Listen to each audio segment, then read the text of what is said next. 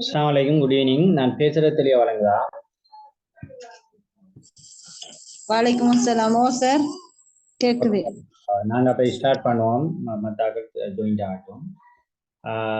நாங்க இந்த கல்வி உளவியல் சம்பந்தமான இந்த பாடத்தில உளவியல் பற்றிய அறிமுகம், அதுல வரைவிலக்கணங்கள், அடுத்து அதுல பரப்பு, சரிதானே, அதுல வறட்சி வரலாறு, அந்த சொல்லினுடைய விளக்கம்ங்கிற விஷயங்கள் எல்லாம் நாங்க தொடராக சில விஷயங்களை பார்த்தோம் போன எங்களோட அமர்வுல. அதுல இந்த கல்வி உளவியல்ல முக்கியத்துவம் அந்த விஷயத்த கொஞ்சம் சில இதுல இருக்கிற விஷயங்கள் எல்லாம் நாங்க கொஞ்சம் மிக வேகமாக பார்த்தோம். இதுல பின்னுக்கு வர சில விஷயங்கள் இருக்கு, அதையும் பார்க்க வேண்டியது. எனவே இன்றைக்கு இந்த கல்வி உளவியல்ல முக்கியத்துவம்ங்கிற விஷயத்த பார்த்துட்டு எங்களோட அடுத்த செஷனுக்கு போவோம். அப்ப நாங்க சில வேளைகள்ல உங்களுக்கு கேள்விகள் வரலாம். எப்படினால், இப்ப ஒரு ஆசிரியரை பொறுத்தவரையில கல்வி உளவியல் ஏன் அவசியம் என்றும் கேட்கப்படும். அப்போ ஒரு ஆசிரியருக்கு கல்வி உளவியல் ஏன் அவசியம் என்று கேட்டால் நாங்க என்ன சொல்லலாம்? ஒரு ஆசிரியரை பொறுத்தவரையில கல்வி உளவியல் பற்றிய அறிவு அவருக்கு ஏன் அவசியம் என்று கேட்டா நாங்க என்ன விட சொல்லலாம்? ஒரு ஆசிரியருக்கு கல்வி உளவியல் பற்றிய அறிவு ஏன் அவசியம் அல்லது ஏன் தேவை? அல்லது ஒரு சொல்லுங்க சொல்லுங்கம்மா. வகுப்பறையில் காணப்படும் அனைத்து மாணவர்களையும் புரிந்து செயல்படுவதற்கு. ஓகே. அல்லது நாங்க மாணவர்கள இயல்புகளை அறிந்து கொள்வதற்கு கல்வி உளவியல் அவசியம் என்று நாங்க ஒரு விஷயத்தை சொல்லலாம். ஓகே, வேற?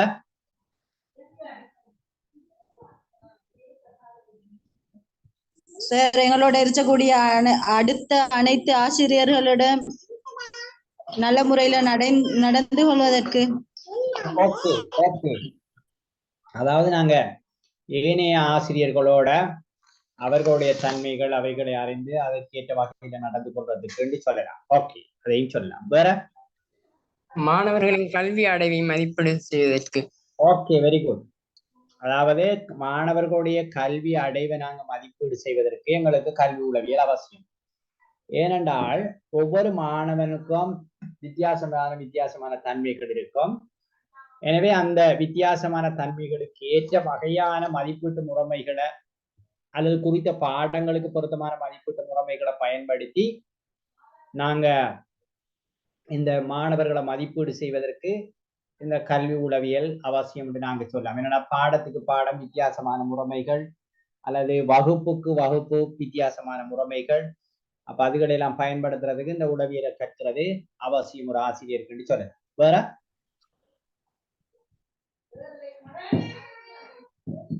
மாணவர்கள் மனநிலையை அறிஞ்சு கொள்வதற்கு. ஓகே, அதாவது மாணவர்கள தன்மை அல்லது மாணவர்களுடைய உளநிலை, இப்போ ஒவ்வொரு வயது பருவத்திலையும் வித்தியாசமான உளநிலை அல்லது சைக்காலஜிக்கல் அந்த இருக்கும், பேக்ரவுண்ட் இருக்கும். அப்ப அதை நாங்க சரியா அறிஞ்சு கொள்றதுக்கு அது அவசியம் சொல்லலாம். ஓகே, வேற மாணவர்களின் தேவை அடுத்தது அந்த அவங்கள சில நேரம் விசேட தேவையுடைய மாணவர்கள் அவங்கள பத்தி அறிஞ்சு அதுக்கேற்ற மாதிரி நாங்க நடக்கிறதுக்கு.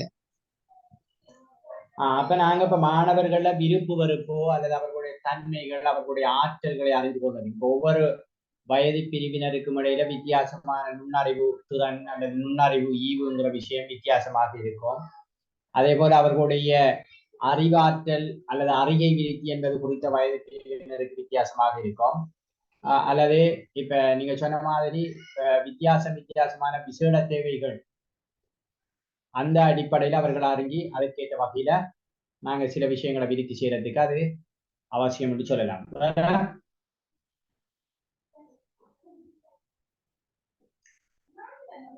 இப்ப உதாரணமாக இப்ப மாணவர்களுக்கு பொருத்தமான கற்பித்தல் முறைமைகள், இப்ப அது விளையாட்டு முறை அல்லது குழு முறை அல்லது விரிவுரை முறை, இப்படி பல முறைகள் இருக்கு இந்த கற்பித்தல் முறைகளை பொறுத்தவரை. அதாவது 5 மெத்தட். அப்ப இப்படியான முறைகள்ல மாணவர்களுக்கு எந்த முறைமை எந்த வயது பிரிவினருக்கு பொருத்தம் என்கிற அடிப்படையில அந்த கற்பித்தல் முறைமைகளை சரியாக நாங்க தெரிவு செய்ததுக்கும் இந்த கல்வி உளவியல் ஒரு ஆசிரியருக்கு அவசியம் சொல்லலாம். இவை எல்லாவற்றுக்கும் மேலாக தன்னை பற்றி ரியலைஸ் பண்றதுக்கு, தன்னை உணர்ந்து கொள்வதற்கும் தன்னுடைய நிலைமைகள் தொடர்பாக ஒரு தெளிவான ஒரு பிக்சரை வச்சுக்கொண்டோ இப்ப செல்ஃப் தன்னை பற்றிய ஒரு சரியான புரிதலை அடைந்து கொள்வதற்கும் இந்த சைக்காலஜி பற்றிய அறிவு ஆசிரியருக்கு அவசியம் என்று நாங்க சொல்லலாம். ஓகே, இப்படி பல்வேறு வழிகள்ல ஒரு ஆசிரியருக்கு இந்த கல்வி உளவியல் அவசியமானது என்று நாங்க பார்க்கிறோம். இந்த கல்வி உளவியல்ல முக்கியத்துவம்ங்கிற அந்த விஷயத்திலையும் அந்த ஆசிரியருக்கு ஏன் அது முக்கியத்துவம் பெறுது அல்லது ஆசிரியருக்கு ஏன் அவசியம்ங்கிறது இதுல இருக்கிற பாயிண்ட்ஸ்களும் எங்களுக்கு பாருங்க, மாணவர்களுக்கு இடையே காணப்படுகின்ற தன்மைகளையும் வேறுபாடுகளையும் அறியறதுக்கு அது உதவுது. அதாவது மாணவர்கள தேவையை நிறைவு செய்கின்ற வண்ணம் கற்பித்தல் முறைகளை தேர்ந்தெடுக்கிறது. அப்ப மாணவர்களுக்கு பொருத்தமான கற்பித்தல் முறைகளை தேர்ந்தெடுக்கிறதுக்கு ஆசிரியருக்கு கல்வி உளவியல் என்பது உதவி செய்கிறதால அது முக்கியத்துவம் பெறுது என்று சொல்லலாம், அல்லது அது ஆசிரியருக்கு அவசியம் என்று சொல்லலாம். அதே போல கற்றல் கோட்பாடுகளையும் பல்வேறு கற்றல் வழிமுறைகளையும் அவற்றின் நிறை குறைகளையும் கற்றலில் எதிர்படும் குறைகளையும் அவற்றை நீக்குவதற்கான வழிகளையும் அறிய உதவுது. இப்ப உதாரணத்துக்கு இப்ப மாணவர்கள் எவ்வாறான வழிகளில் கற்றுக்கொள்கிறார்கள் என்ற ஒரு விஷயம் இந்த கல்வி உளவியலை நாங்க படிப்போம். இப்ப உதாரணத்துக்கு நாங்க சொல்லலாம் தூண்டி துலங்கல் கொள்கை என்ற ஒரு கொள்கை. இப்ப ஸ்கின்னர், தோண்டைக், பவுலோ போன்ற அந்த உளவியலாளர்கள் மாணவர்கள் முயன்று தவறி கற்றுக்கொள்கிறார்கள் அல்லது தூண்டி என்கின்ற ஒரு விஷயத்துக்கு துலங்கலை காட்டுவதன் ஊடாக மாணவர்கள் கற்றுக்கொள்கிறார்கள் என்கின்ற அப்படியான கோட்பாட்டை அவர்கள் முன்வைத்திருக்கிறார். அதே போல இப்ப களக்கற்றல் கொள்கை அல்லது சமூக கற்றல் கொள்கை என்றெல்லாம் பல கொள்கைகள் இருக்கு. பண்டூரா போன்ற கல்வியலாளர்கள் மாணவர்கள் போல கற்கிறார்கள், முதியோர்களுடைய அல்லது மூத்தவர்களுடைய ஆசிரியருடைய பெற்றோருடைய சில செயற்பாடுகளை பார்த்து அது மாதிரி கற்றுக்கொள்கிறார்கள் என்கிற கருத்துக்களை பண்டூரா போன்றவர்கள் வைத்திருக்கிறார்கள். அதே போல அறிகை விருத்தி என்கின்ற ஒரு விஷயம் ஒன்று இருக்கு. அதே போல இன்னொரு விஷயம் ஒன்று இருக்கு என்றால் இந்த பெர்செப்ஷன் ஒன்று இருக்கு. அப்ப இப்படி பல்வேறு கற்றல் தொடர்பான பல கோட்பாடுகளும் கொள்கைகளும் இருக்கு. அப்ப அந்த கோட்பாடுகள் கொள்கைகளை அறிந்து நாங்க கற்றல்ல அவர்களுடைய விடயங்களை நாங்க எப்படி நடைமுறைப்படுத்துறோம் அல்லது அதிலே எதிர்நோக்குகின்ற பிரச்சனைகளை நாங்க எப்படி கையாளுற விஷயத்தை எல்லாம் அறிந்து கொள்றதுக்கு இந்த கல்வி உளவியல் உதவுகிறது என்கிற ஒரு விஷயம் இருக்கு. அதாவது அது முக்கியத்துவம் பெறுகிறது என்று சொல்லலாம். அப்படி உதவுறதால இது ஆசிரியருக்கு அவசியம் என்று நாங்க சொல்லி பாருங்க. அடுத்தது மாணவர்களுடைய பொருத்தமற்ற நடத்தைகளை கண்டறியும். அப்ப எங்களுக்கு தெரியும் இப்ப இன்றைக்கு இப்ப ஜஸ்ட் இந்த இந்த இந்த இந்த செஷனை ஆரம்பிக்கிறதுக்கு ஒரு 15 நிமிடத்துக்கு முன்னொரு டாக்டரோட நான் கதைச்சிக்கிருந்தேன். ஒரு டாக்டரோட அப்ப அவரு கூட மிகவும் கவலைப்பட்டு கதைச்சார். என்னென்னால் இப்ப சமூகத்துக்கு இப்ப நாங்க சும்மா டாக்டர் இன்ஜினியர்ஸ் அல்லது பெரிய பெரிய பதவியில இருக்கிறார்களை மட்டும் உருவாக்கி வேலை. இன்றைக்கு பரீட்சையில மாணவர்கள் எவ்வளவு கூட புள்ளி எடுக்கிறாங்க, 6 பல்கலைக்கழகத்துக்கு போறார், 6 உயர் படிப்பு படிக்காருங்கிற விஷயத்துல மாத்திரம்தான் அதிக அளவு கவனம் செலுத்தப்படும். அல்லது ஸ்காலர்ஷிப் கிரேட் 5 ஸ்காலர்ஷிப் எக்ஸாம்ல கட் ஆஃபுக்கு மேலுக்கு எவ்வளவு புள்ள எடுக்குதுங்கிற விஷயங்களை தான் சில நேரம் பார்க்காங்க. ஆனால் இந்த மாணவர்கள் மனிதர்களாக இருக்கிறார்களா மிக முக்கியமான ஒரு விஷயம். அவர் டாக்டர் இன்ஜினியர் ஆகிற அது கட்டாயம் தேவைதான். ஆனால் அவர் ஒரு ஹியூமனிட்டி மனிதம் இருக்கின்ற ஒரு மனிதராக இருக்கணும் என்பது மிக முக்கியம். அப்புறம் ஒரு விஷயத்தை சொன்னார் என்னென்றால் இந்த ப்ரீ எஜுகேஷனுங்கிற ஒரு விஷயம். இப்ப இன்றைக்கு இலங்கையை பொறுத்தவரையில இன்றைக்கு என்ன எவ்வளவு நாள் இருந்து பாலர் கல்வியில இருந்து பல்கலைக்கழக கல்வி வரைக்கும் ஒரு MBBS பட்டம் முடிக்கின்ற வரைக்கும் முழுவதும் இலவசமாக இலங்கையில கற்றுக்கொள்வதற்கான வாய்ப்பு இருக்கு. அப்ப அந்த இலவச கல்விக்கு 6 செலவு செய்யறாங்களான்னு சொன்னால் அரசாங்கம் என்றாலும் அது 6 பணம். அது இந்த நாட்டில வேர்வை சிந்தி உழைக்கின்ற சாதாரண மக்களுடைய வரி என்கின்ற அந்த சீனி வாங்குறதுல கூட அரசுக்கு வரி போகும். அப்ப அதுல இருந்து பெற்ற பணத்தினூடாகத்தான் கற்றுக்கொள்றார். இப்ப அவர் ஒரு விஷயத்தை ஒரு கவலையோட சொல்லிக் கொண்டார். என்னென்னால் இந்த ஒரு எக்கனாமிக் கிரைசிஸ் வந்த டைம்ல நிறைய டாக்டர்ஸ் என்ன செஞ்சாங்களான்னு சொன்னால் வெளியேறி போயிட்டாங்க நாட்டு.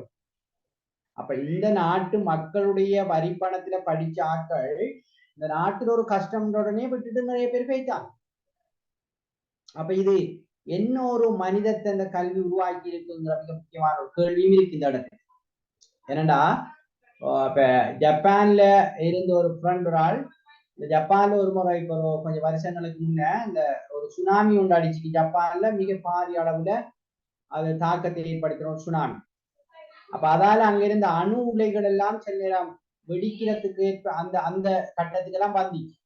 எனவே அது வெடிக்குமாக இருந்தால் அந்த நாட்டுக்கு மிகப்பெரிய உயிர் சேதமும் பொருள் சேதமும் மிக பாரிய சேதங்கள் ஏற்படும் என்பதற்காக அணு உலையில ஒர்க் பண்ற சயின்டிஸ்ட், அணு உலையில ஒர்க் பண்ற அது சார்ந்த இன்ஜினியர்ஸ் அப்படியானவர்கள் அதை வெடிக்க விடாம அதுக்குள்ள ஒர்க் பண்ணி நூற்றுக்கணக்கானவர்கள் அதுக்குள்ள இறந்து போன ஒரு வரலாறு இருக்கு. அப்ப எங்கட டாக்டர்ஸ் இன்ஜினியர் அல்லது எங்கட நாங்க உருவாக்கினாக்கள் என்ன செய்வாங்க? இந்த பிரச்சனை எல்லாம் இருக்கு. அது ஒரு பக்கம் இருக்கு. இந்த பொருத்தமற்ற நடத்தைகள் இன்றைக்கு பெரிய உயர் படிப்பு படிச்சவங்களாக கூட இருக்கிறத நாங்க பார்க்கிறோம். எனவே மாணவர்களுக்கிட்ட இருக்கின்ற அந்த பொருத்தமற்ற நடத்தைகளை நாங்க கண்டவாமிச்சனால் அதை நாங்க அந்த சின்ன வயசுலேயே இருந்து அந்த பொருத்தமற்ற நடத்தைகளை நாங்க இல்லாம செய்து மாணவர்களை ஒரு வழிப்படுத்தி மேம்படுத்துகிற அந்த வேலைகளை செய்வோமாட்ட ஒரு நல்ல சமுதாயத்தை உருவாக்கி அப்படி மாணவர்களை அவர்களுடைய இந்த நடத்தையில பொருத்தமற்ற நடத்தைகளை கண்டறிந்து அந்த அதுக்கான காரணங்கள் என்னன்னு நாங்க பார்த்து அவைகளை எல்லாம் இல்லாம செய்யறதுக்கு இந்த கல்வி உளவியல் ஆசிரியருக்கு உதவும் என்கிற வகையில அது முக்கியத்துவம் பெறுகிறது என்று சொல்லலாம். ஆசிரியருக்கு அவசியம் என்றும் நாங்க சொல்லக்கூடியதாக இருக்கு. அடுத்து பாருங்க, வகுப்பறையில ஒழுங்கு நிலைநாட்டும். இப்ப நான் ஏற்கனவே நான் சொல்லி இருக்கிறேன். இப்ப கிளாஸ் ரூம் மேனேஜ்மெண்ட், வகுப்பறை முகாமைத்துவம்ங்கிறது மிக முக்கியமான ஒரு விஷயம். அப்ப அந்த வகுப்பறை முகாமைத்துவத்தை மேற்கொள்றதுக்கு இந்த கம்பு கொலேஜி நம்மடாக்கள் பெரும்பாலும் என்ன ஆரம்பிச்சனால் இப்ப கம்பு தூக்கினா புள்ளிகள் அடக்கலாம் அப்படின்னு நினைக்காங்க, அல்லது கொஞ்சம் கடினமாக நடந்தால் மாணவர்களை அடக்கலாம் அப்படின்னு நினைக்காங்க. ஆனால் அது அல்லாமல் வேற நிறைய டெக்னிக்களை பயன்படுத்தி உளவியல் ரீதியாக மாணவர்களை எங்களுக்குள்ள தக்க வைக்கிறதுக்கான நிறைய முறைமைகள் இருக்கு. எனவே அப்படி வகுப்பறைய ஒழுங்கு நிலைநாட்டுறதுக்கு மாணவர்களுடைய மனநலம் அப்ப உளநலம் என்பது மிக முக்கியம். கற்றலையும் தான் சாதாரண வாழ்க்கையிலே தான் அதை மேம்படுத்துறது. அடுத்தது மாணவர்களுடைய பிரச்சனைகளுக்கு தீர்வு காண்றதுக்கு நாங்க வழிகாட்டல்களை வழங்குறோம். அப்ப இப்படியான பல்வேறு விஷயங்களுக்கும் இந்த ஆசிரியருக்கு இந்த கல்வி உளவியல் என்பது மிக அவசியம் என்று நாங்க சொல்லலாம். அப்படி அது ஆசிரியருக்கு இப்படியான விடயங்களுக்கு அதை உதவுறதால முக்கியத்துவம் பெறுது என்று நாங்க சொல்றோம். அடுத்தது மாணவர்களது வளர்ச்சி நிலைக்கு ஏற்பவும் மாணவர்கள கற்றல் போக்குகளுக்கு ஏற்பவும் சமூகத்தினுடைய தேவைகள்ல மாறுதலுக்கு ஏற்பவும் பாட உள்ளடக்கத்தை தேர்ந்தெடுக்கிறது கல்வி உளவியல் ஆசிரியர் ஒன்றோ. இப்ப பிரைமரி பிள்ளைன்னு சொன்னால் நாங்க ஒரு பாடத்தை படிக்க போறோமான்னு சொன்னால் அதுல என்ன விஷயங்களை எவ்வளவு விடயத்தை நாங்க தேர்ந்தெடுக்கணுங்கிற விஷயம் இருக்கு. ஆனால் உயர்தர மாணவர்களுக்கு அதை விட கொஞ்சம் புரோடான அல்லது அதை கொஞ்சம் வெயிட்டான ஒரு பகுதியை தான் நாங்க தேர்ந்தெடுக்க வேண்டியிருக்கு. இப்ப நாங்க சொல்லுவோம், இப்ப போக்குவரத்துங்கிறத எடுத்தா நீங்க இஆர்ஐ பாடத்துல பிரைமரியில போக்குவரத்து இருக்கு. ஆனால் கொமர்ஸ் பாடத்துல 10ஆம் ஆண்டுல ஓ லெவல்ல போக்குவரத்து இருக்கு. அப்ப அங்க இருக்கிற போக்குவரத்துக்கும் இங்க இருக்கிற போக்குவரத்துக்கும் இடையில வித்தியாசம். எனவே மாணவர்களுடைய அந்த அறிவாற்றல் வளர்ச்சி விருத்திக்கு ஏற்ற வகையில இந்த கண்டன்களை நாங்க தெரிஞ்செடுக்கிறோம். அதே நேரம் இப்ப சமூக மாற்றத்துக்கு ஏற்ற வகையில கற்றல் கற்பித்தலை முன்னெடுக்கிறது. இப்படியான விடயங்களுக்கெல்லாம் இந்த உளவியல் அறிவு ஆசிரியருக்கு அவசியம்ங்கிறதால முக்கியத்துவம் பெறுகிறது என்று நாங்க சொல்லலாம். அதே போல நீங்க ஏற்கனவே சொன்ன ஒரு விஷயம் பாருங்க, மாணவர்களுடைய கல்வி அடைவை மதிப்பிடுவதற்கு ஆசிரியருக்கு இது மிகவும் அவசியமாக இருக்கிறது. நாங்க ஏற்கனவே அடுத்தது மாணவர்களுடைய மனப்பாங்குகளை சீர்படுத்துறது. அடுத்த குழு நடத்தை மூலம் மாணவர்கள் நடத்தையை மேம்படுத்தி ஆளுமை வளர்ச்சிக்கு அவர்களை என்ன கொண்டு போறது, அல்லது பல்வேறு இந்த பாடங்களுடைய துணைகளோட அந்த விஷயங்களை நாங்க என்ன செய்யலாமா செய்யலாம். அப்ப பிள்ளைகளுடைய இந்த மனப்பாங்கு சீர்படுத்துதல் என்பது நான் ஏற்கனவே சொன்ன மாதிரி அது ஒரு மிக முக்கியமான விஷயம். ஆட்டிடியூட் அல்லது மைண்டை வந்து சரியா கொண்டு போறோம். அதே போல இப்ப மாணவர்கள் வகுப்பறையில குழுவாக இருப்பாங்க. அப்ப அந்த குழுவாக இருக்கின்ற மாணவர்கள்ட்ட அவர்களுடைய நடத்தைகளை குழுவாக மேம்படுத்தி ஒரு நல்ல மனிதனாக மாற்றுகின்ற அந்த செயற்பாடுகளுக்கு இந்த கல்வி உளவியல் அவசியமானது என்று நாங்க சொல்றோம். அடுத்தது மாணவர்களை கற்றல ஊக்கப்படுத்தும். அப்ப என்னென்ன நிலையில நாங்க அவர்களை ஊக்கப்படுத்தலாம்? அப்ப பாடத்துல அவர்களுடைய அந்த கவனத்தை நாங்க நிலைநிறுத்துறதுக்கு என்ன செய்யலாம்? அப்படியான விஷயங்களை நாங்க செய்யறதுக்கு இந்த கல்வி உளவியல் அவசியமாக இருக்கிறது என்று நாங்க சொல்லலாம். இப்ப உதாரணமாக ஒரு சின்ன பருவத்தில் இருக்கிற மாணவருக்கு நாங்க அவரை ஒரு விஷயத்தை அவர் ஒரு கணக்கை சரியா செஞ்சுட்டாருன்னு சொன்னால் அவருக்கு நாங்க ஒரு ஸ்டார் ஒரு ஸ்டாரை சில நேரம் கோப்பில ஒட்டுறது, அப்படி ஒட்டுறது அல்லது வெரி குட் போடுறது அல்லது எக்ஸலன்ட் போடுறது, அப்படியான செயல்பாடுகள் கூட அவர்களை ஊக்கப்படும். அதே போன்று ஏதாவது ஒரு சின்ன பரிசு பொருளை கொடுக்குற பல்வேறு வழிமுறைகள் இருக்கு. சில நேரம் பெரிய மாணவர்களுக்கு இந்த முட்டாய் கொடுக்குற விஷயம் இல்லை. அதுக்கு நாங்க வேற ஒரு பாராட்ட 4 பேருக்கு முன்ன சொல்றது எல்லாம் அவரை இன்னும் என்ன செய்ய மாட்டா கற்றல ஊக்கப்படுது. அப்ப எப்படி மாணவர்களை நாங்க கற்றல ஊக்கப்படுத்துறோங்கிறத அறிந்து கொள்றதுக்கு அல்லது அந்த முறைகளை அறிந்து பயன்படுத்துறதுக்கு இந்த கல்வி உளவியல் அவசியம். அடுத்த மிக முக்கியமான ஒரு விஷயம் தான் இந்த பொருத்தமான கற்றல் துணைகளை தெரிவு செய்யும். அப்ப ஒவ்வொரு வயது பிரிவினருக்கும் ஏற்ற வகையில இந்த கற்றல் துணைகள், அதாவது கற்பித்தல் சாதனங்கள் என்று சொல்றாங்க முன்ன. ஆனா இப்ப கற்றல் கற்பித்தல் சாதனம் சொல்றது சில நேரங்கள்ல லேர்னிங் எய்ட்ஸ் தான் இன்னைக்கு பெரும்பாலும் பாதிக்காங்க. அதாவது கற்றல் சாதனம். இப்ப ஆசிரியர் கற்பித்தல் சாதனம் என்பதை விட மாணவர்கள் கற்றுக்கொள்வதற்கு ஒரு ஆசிரியர் பயன்படுத்துகின்ற சாதனம். அப்ப அந்த சாதனங்களை நாங்க சரியான முறையில தெரிவு செய்யறதுக்கு அந்தந்த வயது பிரிவினருக்கு எப்படியான சாதனங்களை தெரிவு செய்தால் மிக பொருத்தமாக இருக்கும், அல்லது சில விசேட தேவையுடைய பிள்ளைகளுக்கு எந்த வகையான உபகரணங்கள் பொருத்தமாக இருக்கும் என்ற அந்த விஷயங்கள் எல்லாம் அறியறதுக்கு இது உதவும் சொல்லலாம். உதாரணமாக நாங்க சொல்றேன்டால் ஆட்டிசம்ங்கிற ஒரு நிலையில இருக்கிற பிள்ளை, அது ஒரு விசேட தேவையுடைய பிள்ளை.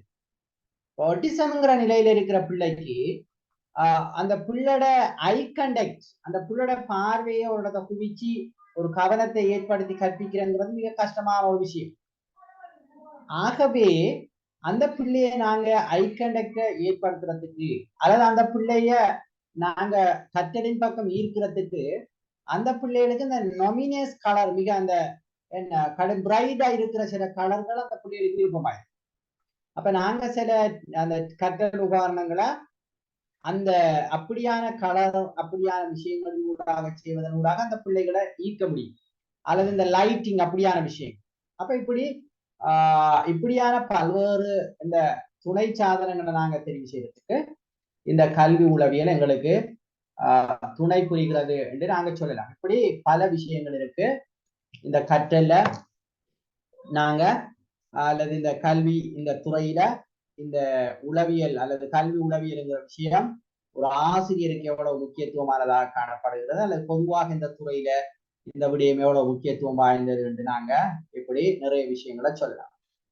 அதே போல இந்த கல்வி உளவியல் என்ன தன்மையை கொண்டிருக்கிறது என்று பார்த்தால், இன்றைய காலகட்டத்தில் இது தனியான ஒரு துறையாக இருக்கிறதே நேரம் துரிதமாக வளர்ச்சி அடைந்திருக்கின்ற ஒரு துறையாகவும் இது காணப்படுது. ஏன்னா இப்ப இந்த உளவியலை பொறுத்தவரையில இதுல தனிய ஆய்வு கூடங்கள்ல கூட என்ன செய்யலாமா சொன்னால் பல விடயங்களை நாங்க ஆய்வு செய்யக்கூடியதாக இருக்கும். அதே போல இப்ப கல்வித்துறையில இருக்கிற பிரச்சனைகள், அந்த பிரச்சனைகளுக்கு இந்த உளவியலை பயன்படுத்தி நிறைய தீர்வுகள் ஆய்வு செய்து தீர்வுகள் முன்வைக்கக்கூடியதாக இருக்கும். எனவே அப்படியான அப்ப நிறைய ரிசர்ச்சபிள் ஆய்வு செய்யக்கூடிய பல விடயங்களை கொண்டிருக்கின்ற ஒரு துறையாக இது இருக்கு.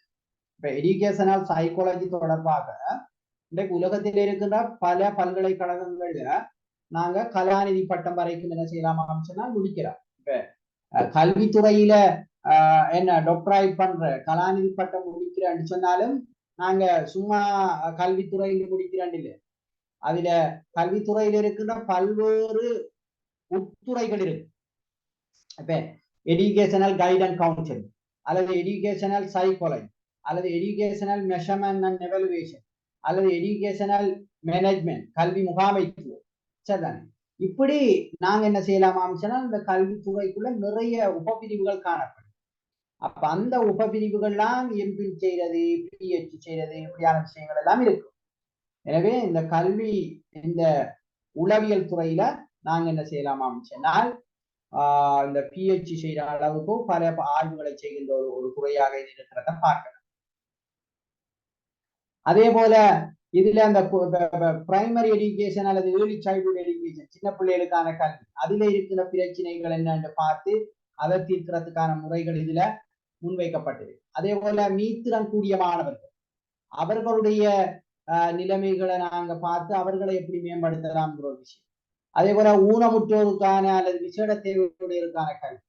அடுத்தது கல்வியை அல்லது கற்றலை பாதிக்கிற காரணிகள் அல்லது இந்த கல்வி தொடர்பான மதிப்பீடுகளை எப்படி செய்யறது, அப்படியான பல்வேறு கோட்பாடுகள், இப்படி பல விடயங்களை அடிப்படையாக வைத்துக் கொண்டு இந்த துறையில ஆய்வுகள் மேற்கொள்ளப்படுவதை நாங்க பார்க்கிறோம். எனவே இது ஒரு தனித்தன்மை வாய்ந்த ஒரு சிறப்பு துறையாக கல்வி உளவியல்ங்கிற துறை இன்றைக்கு இருக்கிறத நாங்க பார்க்கக்கூடியதாக இருக்கும். ஓகே, இப்ப நாங்க இந்த கல்வி உளவியலுடைய முக்கியத்துவம் அல்லது ஆசிரியருக்கு ஏன் அது அவசியம், அதனுடைய தற்போதைய நிலைமை என்கின்ற இந்த 2 விஷயங்களை நாங்க பார்த்திருக்கிறோம்.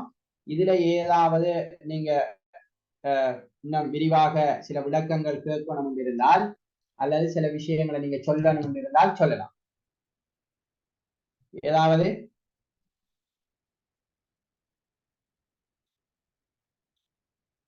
என்ன இருக்கீங்க எல்லாரும்?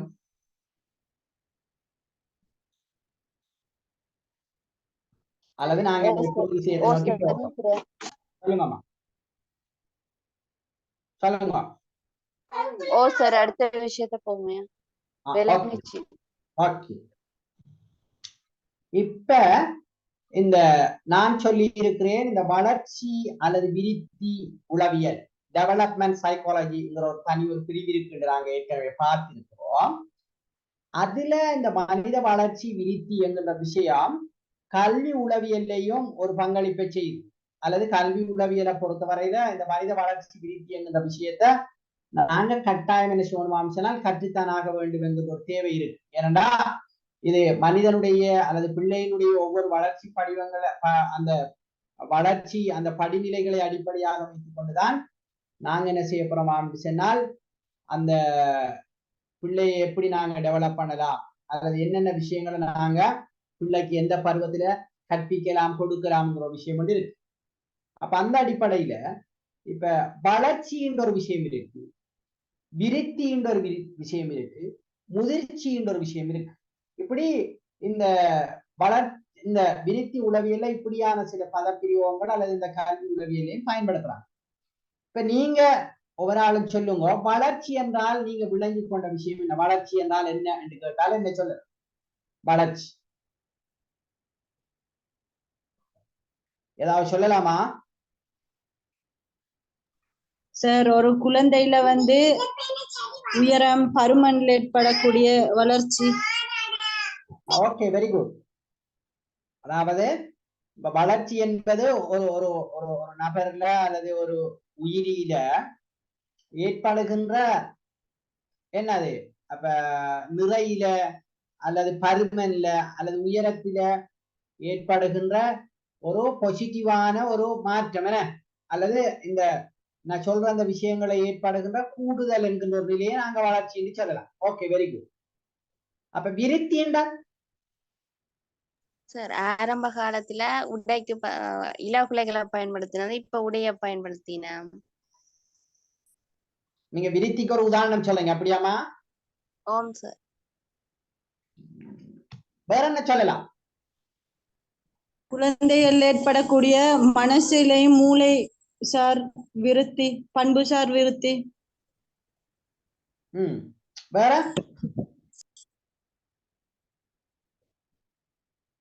வேற என்ன சொல்லலாம்? விருத்தி ஒரு மனிதன் உறுப்புகள் ஏற்படுகின்ற ஒரு மாற்றம். உறுப்புகள். அப்ப முதிர்ச்சிண்டா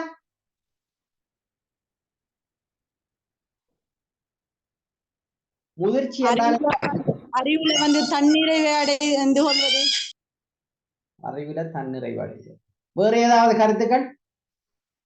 சார் அந்த புள்ள வந்து ஃபர்ஸ்டுக்கே அந்த மேடன்னு சொல்ற, அதுக்கு போற உம்மா அப்பான்னு சொல்ற, ஒவ்வொரு ஸ்டேஜ்லயும் புள்ளைகிட்ட ஏற்படுற மாற்றம். அத நாங்க முதிர்ச்சி என்பது வளர்ச்சியா விருத்தியா முதிர்ச்சியா? வளர்ச்சி சார். முதிர்ச்சி என்பது ஒருவருடைய நடத்தையில் ஏற்படுகின்ற மாற்றம். அதாவது நீங்க சொல்றீங்க விருத்தி, அப்படியாமா இல்ல முதிர்ச்சியா? முதிர்ச்சி நடத்தையில் ஏற்படுகின்ற மாற்றம் என்று சொல்றீங்க இல்லையா? சரி, பாப்போம். சரிதானே? என்னன்னு பாப்போம். ஏற்கனவே நீங்க சொன்ன மாதிரி வளர்ச்சி என்று சொல்றது ஒரு உயிரில ஏற்படுகின்ற ஒரு நிலையான மாற்றம். அதுல நோ ப்ராப்ளம். அதுல நீங்க தெளிவுதானே?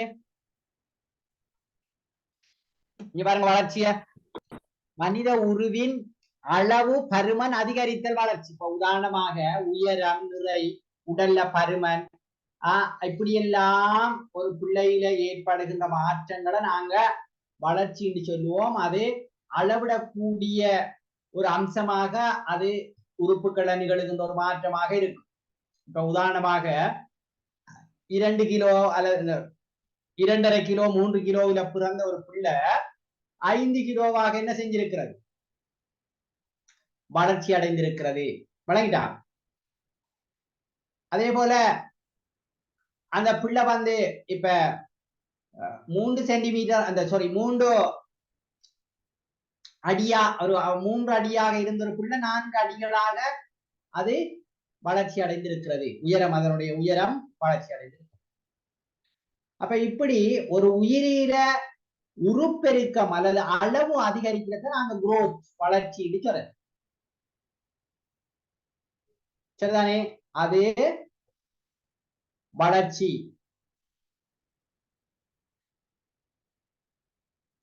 சரிதானே? அதே போல இந்த ஒரு மேம்பாடு அல்லது நாங்க டெவலப்மெண்ட் சொல்றதினுடைய ஒரு உட்கூறாக நாங்க வளர்ச்சியை சொல்லலாம். இதுல ஏதாவது டவுட் இருக்கா? வளர்ச்சி இப்ப ஓகே தானே? என்ன வளர்ச்சி இப்ப தெளிவா வழங்குது. இப்ப விருத்தி ஓடியாங்க. விருத்தி வளர்ச்சிக்கும் விருத்திக்கும் இடையில வித்தியாசம் இருக்கா? விருத்திங்கிற என்னென்னால் ஒரு உயிரியின் உருவத்திலோ அல்லது அமைப்பிலோ ஏற்படும் மாற்றங்களையும் அது இயங்கும் விதத்தில் ஏற்படும் மேம்பாடுகளையும் ஒட்டுமொத்தமாக குறிப்பதுதான் இந்த விருத்தி என்று சொல்றது. என்னண்டா இப்ப பாருங்க, ஒரு பிள்ளை ஒரு குறிப்பிட்ட காலத்துல என்ன செய்யணும் சொன்னால் அதனுடைய பேச்சு விருத்தி அடையும். அப்ப ஒழுங்காக அல்லது சிறப்பாக பேசுறதுக்கு அந்த பிள்ளை எங்க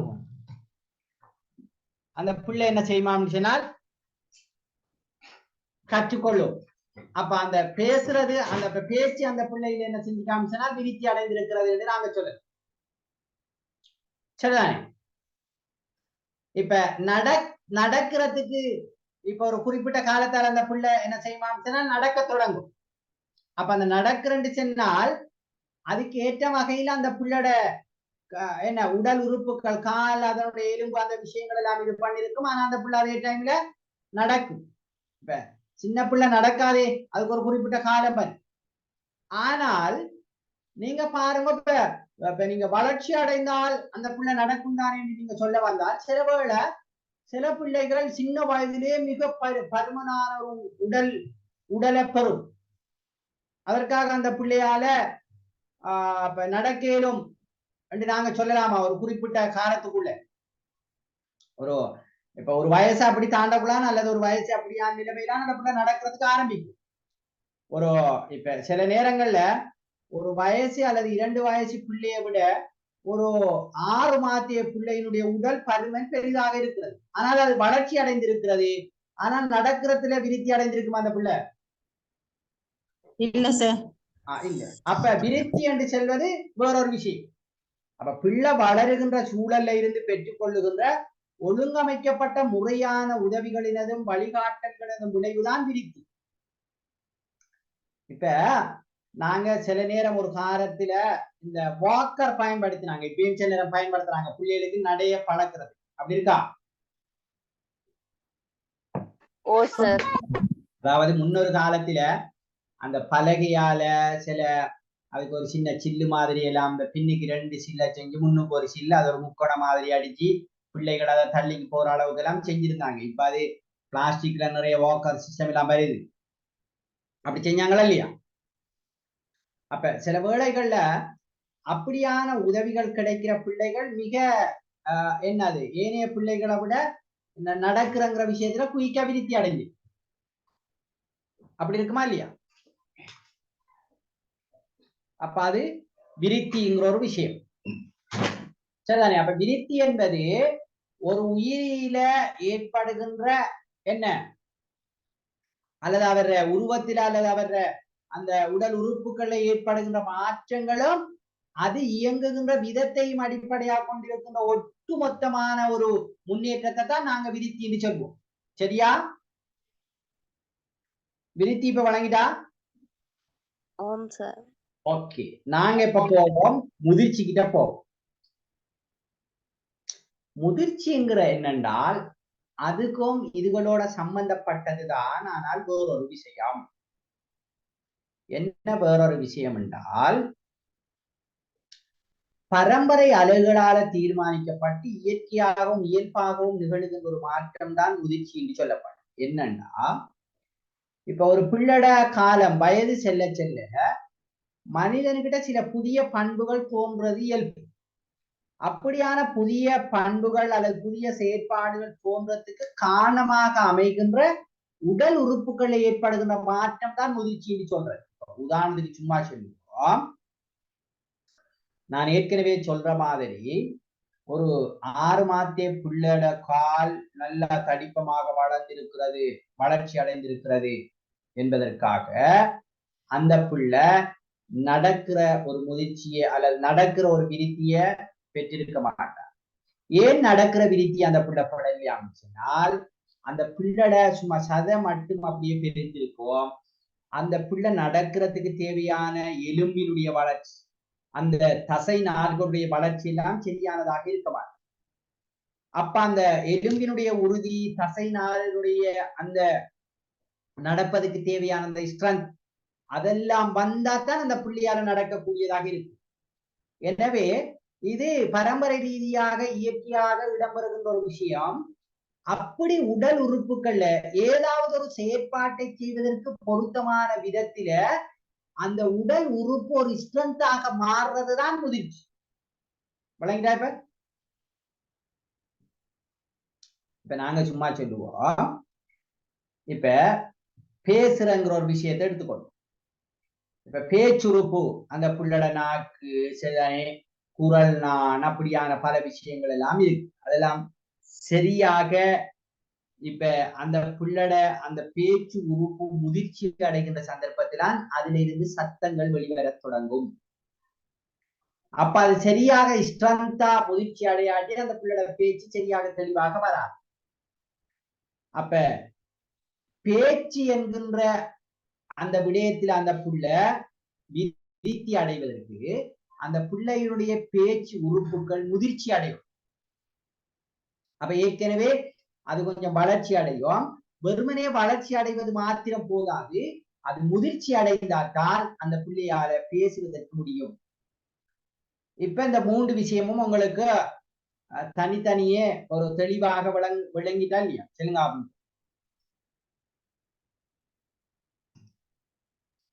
இதே ஒன்னோட ஒன்றோ வளர்ச்சி அடையாம அந்த முதிர்ச்சி செந்நேரம் ஏற்படாது, முதிர்ச்சி அடையாம விருத்தி ஏற்படாது. எல்லாம் ஒன்றோட ஒன்று தொடர்பாட்ட விஷயம்தான்.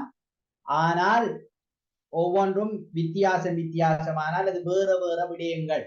இது விளங்கிட்டா என்ன?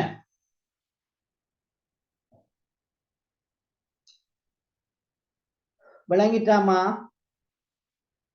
சார் முதிர்ச்சியை கொஞ்சம் சொல்லுங்கள திருப்ப.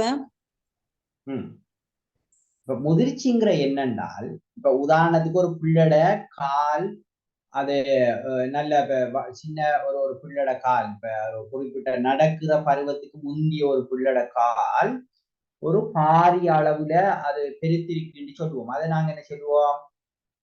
அப்படி பெருத்த அதை நாங்க என்ன சொல்லுவோம்? வளர்ச்சி அடைந்திருக்குன்னு நாங்க சொல்லுவோம். அப்படித்தானே?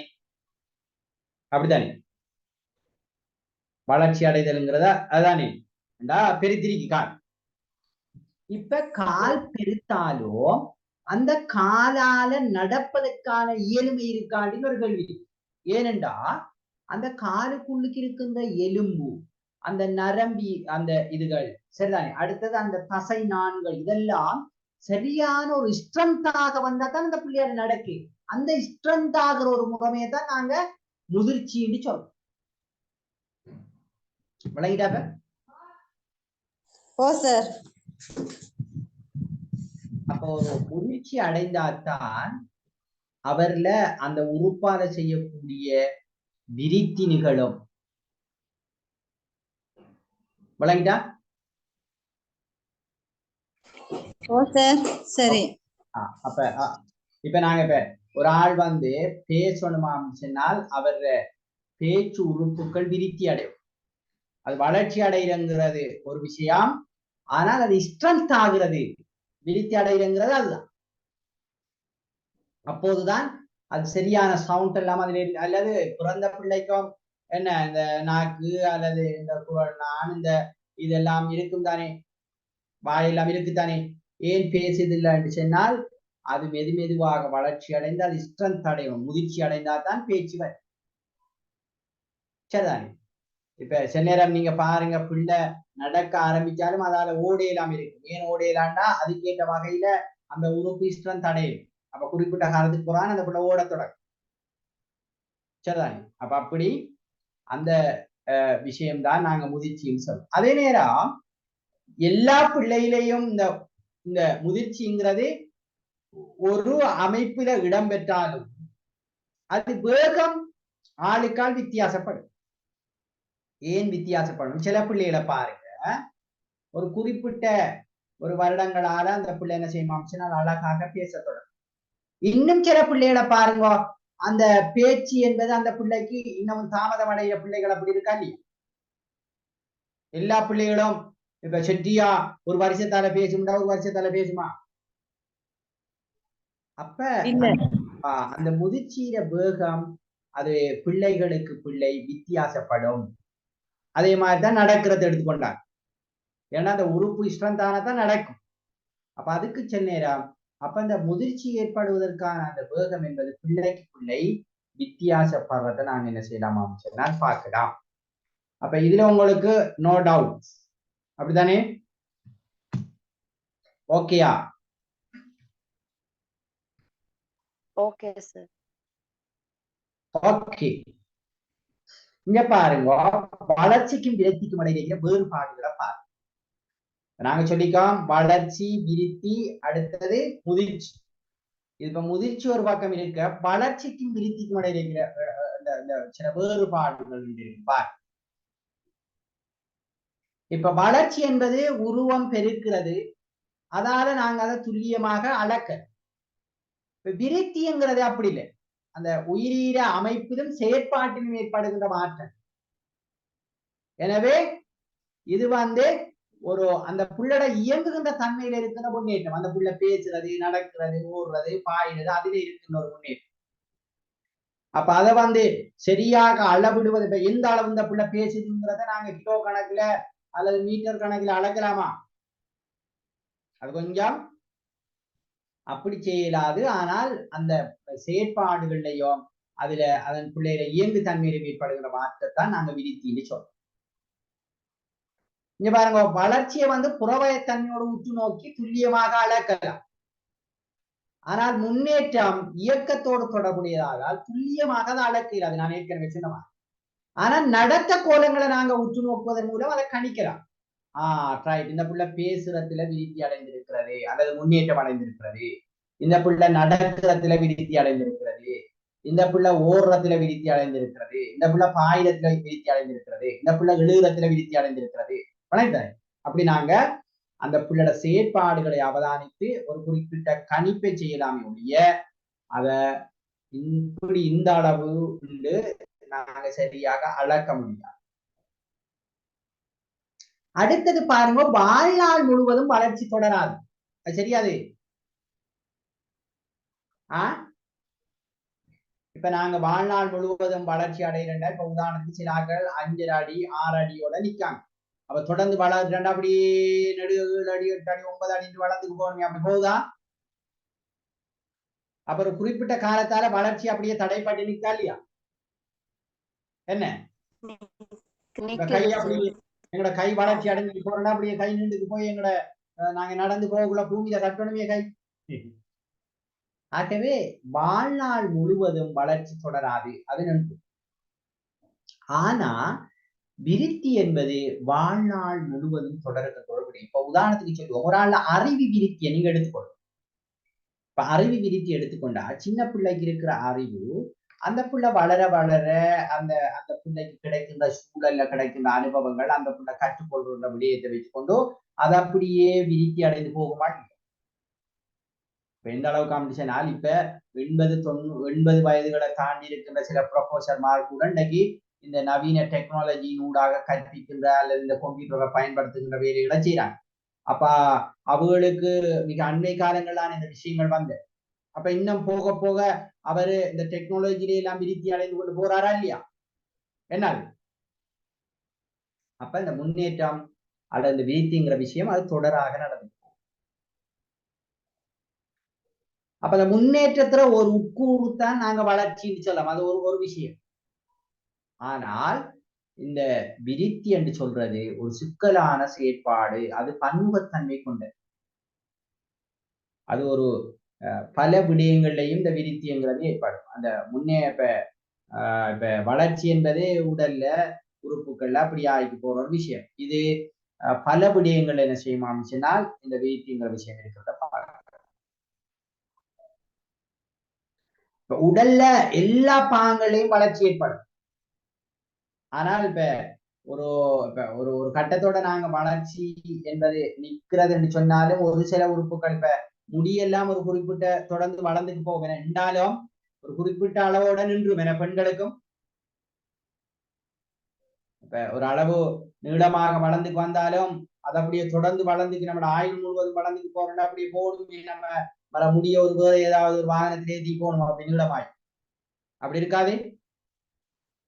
ஓகே, இப்ப உயிரீர இயக்கத்திலே ஏற்படுகின்ற ஒட்டுமொத்தமான ஒரு மாறுபாட்டை தான் நாங்க இந்த விருத்தி என்று சொல்றோம். அப்ப இப்ப வளர்ச்சிக்கும் விருத்திக்கும் இடையில உங்களுக்கு இப்ப கொஞ்சம் இன்னும் கொஞ்சம் தெளிவு கிடைத்திருக்கும்னு நான் நினைக்கிறேன். என்னது எப்படி ஓகே அது? ஓ சார். இங்க பாருங்க, வளர்ச்சி விகிதம் வாழ்க்கை எல்லா பருவங்களிலும் ஒரே சீராக இருப்பதில்லை. இப்ப நீங்க பாருங்க, பிள்ளை ஒரு குறிப்பிட்ட அந்த முற்பருவ காலத்துல கொஞ்சம் வேகமாக வளர்ச்சி அடையும், மர திரும்ப கொஞ்சம் அதனுடைய மந்தகதியாக போகும். பிறகு அதுக்கு பிறகு ஒரு அந்த அந்த அந்த இந்த பருவம் இருக்குதானே, அந்த டீனேஜ் பருவம், குமர பருவம் சொல்றாங்க, அந்த பருவத்துல கொஞ்சம் வளர்ச்சி இன்னும் கொஞ்சம் என்ன செய்யும், வேகமாக போகும். பிறகு அங்கால கொஞ்சம் மந்தகதியில போகும். ஆகவே இந்த வளர்ச்சி வீதம் என்பது ஒரு ஒரே லெவல்ல அப்படியே அந்த புள்ளோட இது கூடிக்கே போகுமா, நிறையும் பருமனும் இல்லையே.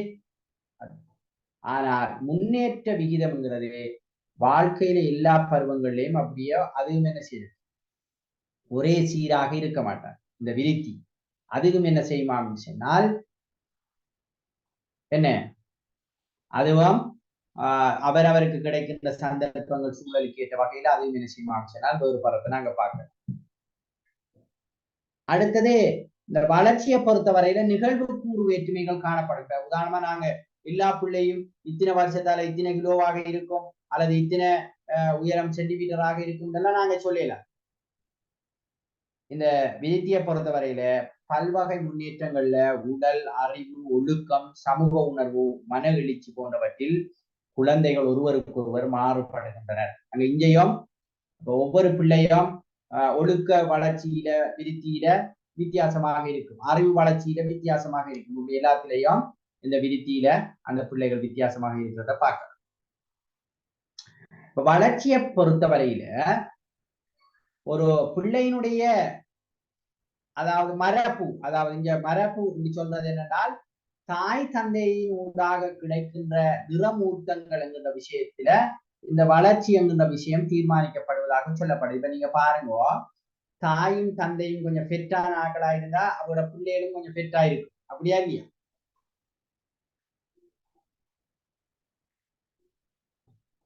ஓ சார், அப்படி இல்ல சார், மெலிஞ்ச தாய் தாப்பா மெலிஞ்ச புள்ளோளும் அப்படி இருக்குது, ஒல்லியாக இருப்பான்.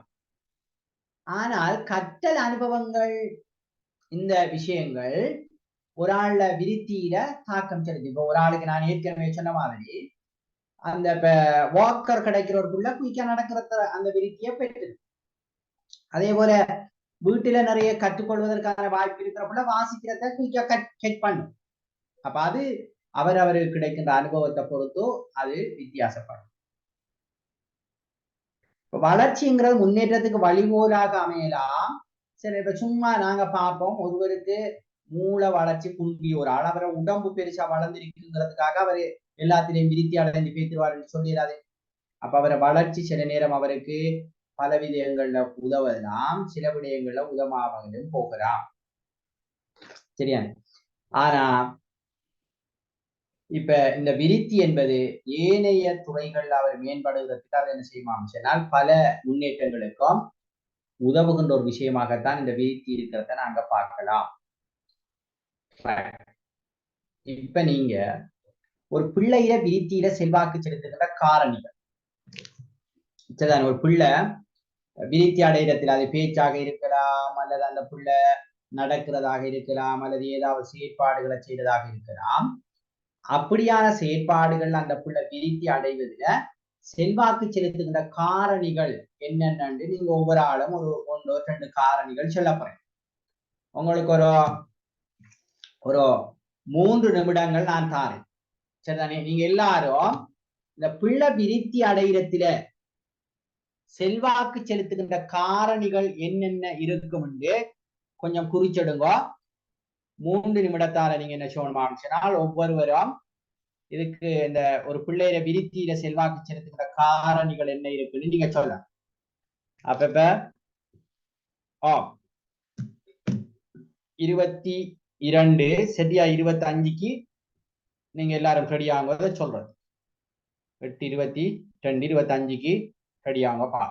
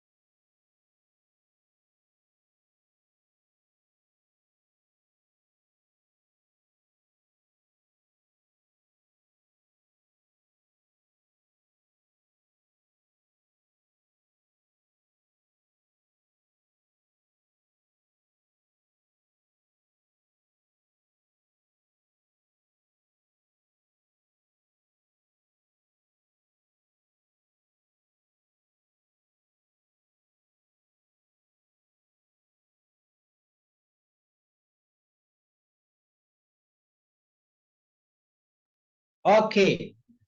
இப்ப சொல்லுங்க பாப்போம், ஒரு பிள்ளையில விருத்தியில செல்வாக்கு செலுத்துகிற காரணிகள் என்னென்ன இருக்கு? குடும்ப சூழல், வெரி குட். குடும்ப சூழல், அது சொல்லலாம்.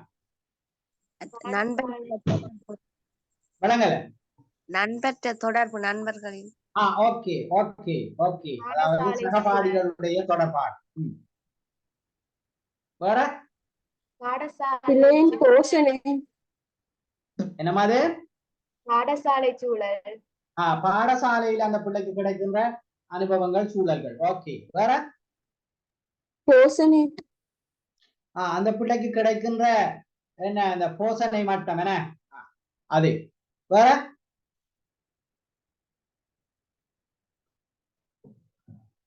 நண்பர்களின் தொடர்புகள். நாங்க ஏற்கனவே சொன்னோம் நண்பர்கள தொடர்பு. ஓகே, நல்லா. நோய் நிலைமை, நோய் நிலைமைகளை சொல்றீங்களா? அதாவது சுகாதார நிலைப்பாடு வந்து நாங்க சொல்லலாமா? அப்படி. வேற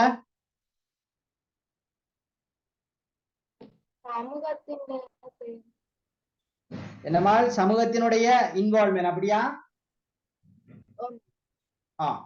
வேற பெற்றோரின் அறிவு மட்டம், பெற்றோர் அறிவு மட்டம். ஓம், அப்ப பிள்ளைகள விருத்தி செய்யறதுல அதையும் தாக்கம் செய்யுது. வேற நசிகா இருக்கீங்க, நுஸ்ரா இருக்கீங்க, சிறுராமியா இருக்கீங்க, ஜைனப் எங்க பரம்பரை இயல்புகள். வழங்கல. பரம்பரை இயல்புகள், பரம்பரை இயல்பு என்ன? ஜைனப், அசீனா சொல்லுங்க.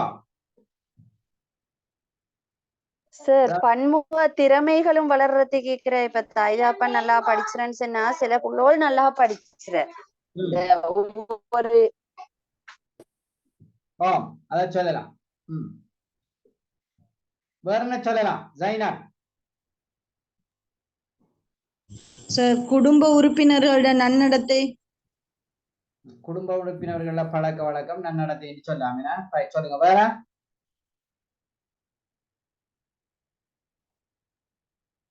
ஓகே, நாங்க பார்ப்போம். நீங்க நான் சொல்ற நிறைய விஷயங்கள் தான், அதை நாங்க ஒரு வரையறைக்குள்ளேயும் என்ன செய்யலாம் அம்சனால் கொண்டு வரலாம்.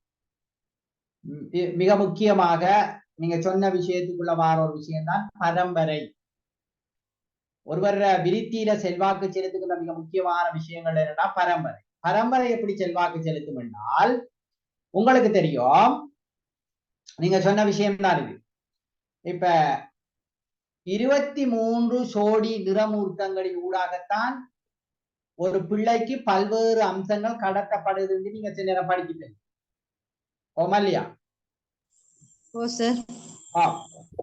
அப்ப அந்த 23 சோடி அல்லது 46 அந்த நிறமூர்த்தங்கள் சொல்ற அவைகள் தான் ஒரு பிள்ளையினுடைய நிறத்தை தீர்மானிக்கும். ஒரு பிள்ளையினுடைய முடியிற தன்மை, முடியினுடைய நிறம், கண்ணின் நிறம், அந்த பிள்ளையினுடைய உடல் கட்டமைப்பு, இப்படி பல விஷயங்களை தீர்மானிப்பதாக சொல்லப்படும். அதே போல ஒரு பிள்ளையினுடைய அறிவாற்றல், காக்னிட்டிவ் டெவலப்மெண்ட் சொல்ற மூளை விருத்தி, அதுல கூட இந்த பரம்பரை செல்வாக்கு செலுத்தி சொல்றான். ஏனென்றா லேர்னிங் டிசபிலிட்டி சொல்ற கற்றல் இயலாமை என்கின்ற விடயம் வருவதற்கு பரம்பரையும் ஒரு காரணமாக இருக்கலாம் சில ஆய்வுகள் சொல்லும். அப்ப ஒரு நீங்க சொன்ன மாதிரி, நீங்க சொன்ன விஷயம் தானே இது. இப்ப ஒரு அப்பாவும் அம்மாவும் அல்லது ஒரு பிள்ளையுடைய தாயும் தந்தையும் ஒரு கெட்டித்தனமாக இருக்கின்ற போது அவர்களுக்கு பிறக்கின்ற பிள்ளையும் கெட்டித்தனமான ஒரு பிள்ளையாக மாறுவதற்கான வாய்ப்புகள் இருக்கின்றன. எனவே இந்த பரம்பரை என்பது மிக முக்கியமாக ஒரு பிள்ளையில செல்வாக்கு செலுத்துகின்ற ஒரு காரணி. ஒரு பிள்ளையினுடைய விருத்தியில மிக பாரிய அளவில் என்ன செய்யுமாம் சொன்னால் செல்வாக்கு செலுத்தி. இதெல்லாம் விரிவாப்பா. அடுத்தது சூழல். இந்த சூழலுங்கிறதுல நிறைய நீங்க சொன்ன மாதிரி வீட்டு சூழலுங்கிற விஷயம் அதுக்குள்ள வரும், பாடசாலை சூழலுங்கிற விஷயம் அதுக்குள்ள வரும், இப்ப சகபாடிகளுடைய சூழல் அதுக்குள்ள வரும், சமூக சூழலுங்கிறது வரும். இப்படி பல்வேறு நிறுவனங்கள்ல சூழல் உண்டு. இந்த சூழலை நாங்க பல விடயங்களாக என்ன செய்யலாம் பிரித்து பார்க்கலாம். அப்ப அதெல்லாம் அதுக்குள்ள வரும். இப்ப ஒரு பிள்ளைக்கு ஸ்மார்ட் கிளாஸ் ரூம், நல்லா கற்கிறதுக்கான வசதி, இன்டர்நெட் வசதி, கம்ப்யூட்டர் அது இதெல்லாம் இருக்கிற ஒரு பாடசாலையில படிக்கிற பிள்ளையினுடைய விருத்தி என்பது வேறொரு விதத்தில் இருக்கு. ஆனால் ஒன்றுமில்லாத மரபு ரீதியான ஒரு கொட்டிலுக்குள்ள அல்லது என்ன ஒரு கிராமப்புறத்துல அப்படி வசதிகள் இல்லாத ஒரு சூழலை கொண்டிருக்கிற பாடசாலையில படிக்கிற பிள்ளைகளுடைய நிலைமை என்ன எங்களுக்கு தெரியும். அது பாடசாலை சூழல்.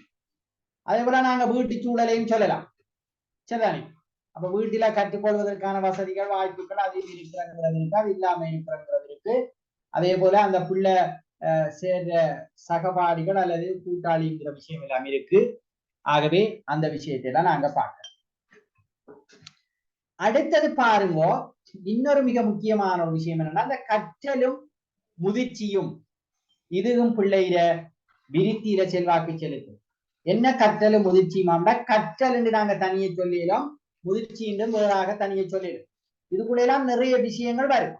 அதை நாங்க விலாவாரியாக ஒவ்வொன்றாக பார்க்கக்கூடியதாக இருக்கும். இப்ப கற்றல், இப்ப நீங்க பாருங்க, ஒரு பிள்ளையினுடைய அறிவு விருத்தியில கற்றல் மிக முக்கியமாக செல்வாக்கு செலுத்துகின்ற ஒரு விஷயமாக இருக்கு. அப்ப கற்றல் இப்ப பிள்ளை நிறைய விஷயங்களை கற்றுக்கொண்டு போக போக அந்த பிள்ளையில பல்வேறு விஷயங்கள் விருத்தி அடையும்.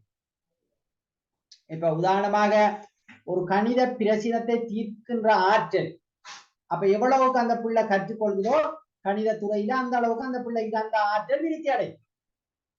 அதே போல முதிர்ச்சியும் மிக முக்கியமான ஒரு விஷயம். ஏனென்றால் நாங்க ஏற்கனவே சொன்ன மாதிரி ஒரு பிள்ளை நடக்கிறதுக்கு விருத்தி அடையணுமா என்றால் அந்த பிள்ளோட காலினுடைய என்ன எலும்பு, அதே போல காலில் இருக்கின்ற நரம்பு தொகுதி, இந்த தசை, அந்த என்ன அவற்றினுடைய அமைப்பு எல்லாம் முதிர்ச்சி அடைந்தால்தான் அந்த பிள்ளையால இதயக்கூடியதாக இருக்கும். அதே போல நாங்க எப்படி சொல்லுவோமே, மூளை சரியாக அது என்ன அது அது முதிர்ச்சி என்கின்ற ஒரு நிலைக்கு வருகின்ற போதுதான் சில விடயங்களை கூட அந்த பிள்ளையால கற்றுக்கொள்ளக்கூடியதாக இருக்கு. இப்ப நாங்க பார்ப்போம், ஜனநாயகம்ங்கிற ஒரு கன்செப்ட் வச்சுக்கோங்க. நீங்க 3ஆம் ஆண்டு பிள்ளைக்கு ஜனநாயகத்தை நீங்க விளங்கப்படுத்தலாமா? விளங்குமா? பிள்ளைக்கு ஜனநாயகம் என்னண்டு? இல்ல. அப்ப அதுக்கு ஒரு குறிப்பிட்ட வயசை அந்த பிள்ளை தாண்டணும். அப்ப அதற்கான ஒரு முதிர்ச்சி அந்த பிள்ளைக்கு வரணும். அப்ப இந்த 3 விஷயமும் தான் ஒரு பிள்ளையில விருத்தியில செல்வாக்கு செலுத்துகின்ற பிரதானமான காரணிகள். இந்த 3 காரணி அல்லது இந்த 4 காரணின்னு சொல்லலாம். கற்றலுங்கிறது வேறையாகவும் முதிர்ச்சிங்கிறதை நாங்க வேறையாகவும் எடுக்கலாம். இந்த 4 காரணிக்குள்ளும் பல விடயங்கள் இருக்கிறத நாங்க என்ன செய்யலாம் பார்க்க. இங்க பாருங்க, பரம்பரை காரணி. நாங்க சொன்ன பரம்பரை, இந்த பரம்பரையில நீங்க சொன்ன நிறைய விஷயங்கள் வரும். நாங்க இப்ப பார்க்கலாம். பாருங்க, இப்ப பரம்பரை என்று சொல்ற விஷயம் தாய் தந்தையிடம் இருந்து பெறப்படுகின்ற பரம்பரை அலைகள தாக்கம், அல்லது DNA என்று சொல்றோம், அல்லது நிறமூர்த்தம் சொல்றோம், அந்த விஷயங்கள். சரிதானே? இது ஒவ்வொரு மனித கலத்தினதும் கருவும் என்ன செய்யணும் சொன்னால் பரம்பரை அந்த அழகு தகவல்களை கொண்டிருக்கு. இது எப்படின்னா போட்டோ காப்பி அடிக்கிற மாதிரி. நாங்க இப்ப ஏதாவது ஒரு டாக்குமெண்ட் நாங்க போட்டோ காப்பி அடிக்கணும்னு சொன்னால் அந்த டாக்குமெண்ட்ல இருக்கிற எல்லா விஷயங்களும் அந்த நாங்க புதிய பேப்பர்ல நாங்க கொண்டு வந்துடலாம். அப்ப அது கொப்பியாகி வந்துடும். அப்படி ஒரு பேரண்ட்ஸ்ல இருக்கின்ற பல விஷயங்கள் என்ன செய்யணும் சொன்னால் பரம்பரையினூடாக ஒரு பிள்ளைக்கு ஊடு கடத்தப்படும். இது பல ஆய்வுகள் என்ன செய்யலாம் சொன்னால் நிரூபிக்குது. சில வேளைகள்ல சில அந்த நிறமூர்த்தங்கள் சரியாக கொப்பி படாம இருக்கின்ற சூழலும் வரும். இப்ப நாங்க கொப்பி பண்ணக்குள்ளையும் சிலது தெளிவில்லாம அப்படி கொப்பி ஒழுங்கில்லாம வார ஒரு விஷயம் இருக்குதானே, அப்படி வார சில சூழலும் வரும். அப்படி வந்தால் அந்த பிள்ளை பல்வேறு விசேட தேவைகளை கொண்ட டிசேபிளான ஒரு பிள்ளையாக உருவாகிறதுக்கு நிறைய வாய்ப்புகள் இருக்கு. உதாரணத்துக்கு நான் ஒன்றை சொல்றேன்.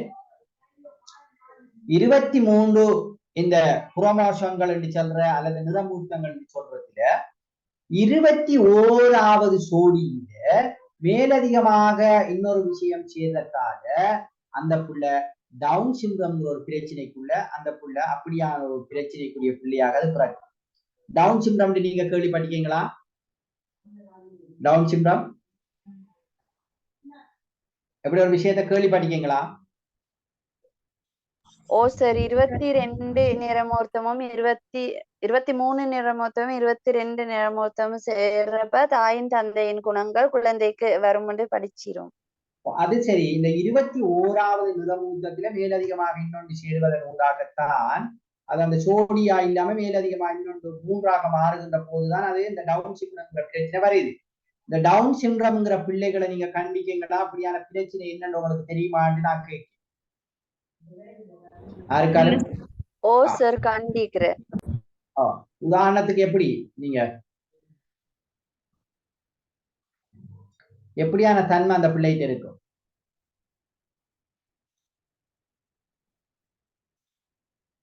ஏதாவது அந்த ஒரு குழந்தையோட பிரச்சனை வந்து அவங்க வந்து அவங்களோட அந்த தனி உலகத்துல அந்த அந்த நாங்க கூப்பிட்டு பேசினாலும் அவங்க திரும்பி பார்க்க இல்லாட்டி விளையாட்டு பொருட்கள் ஏதாவது கையில கொடுத்தாலோ எங்களோட வந்து அவங்க பேசாமக்கு அவங்க தனியாக விளையாடிட்டு பேசிட்டு இருச்சு அந்த மாதிரி புள்ளகளா? அந்த பிள்ளைகள் மகள் அது ஒட்டிசம்.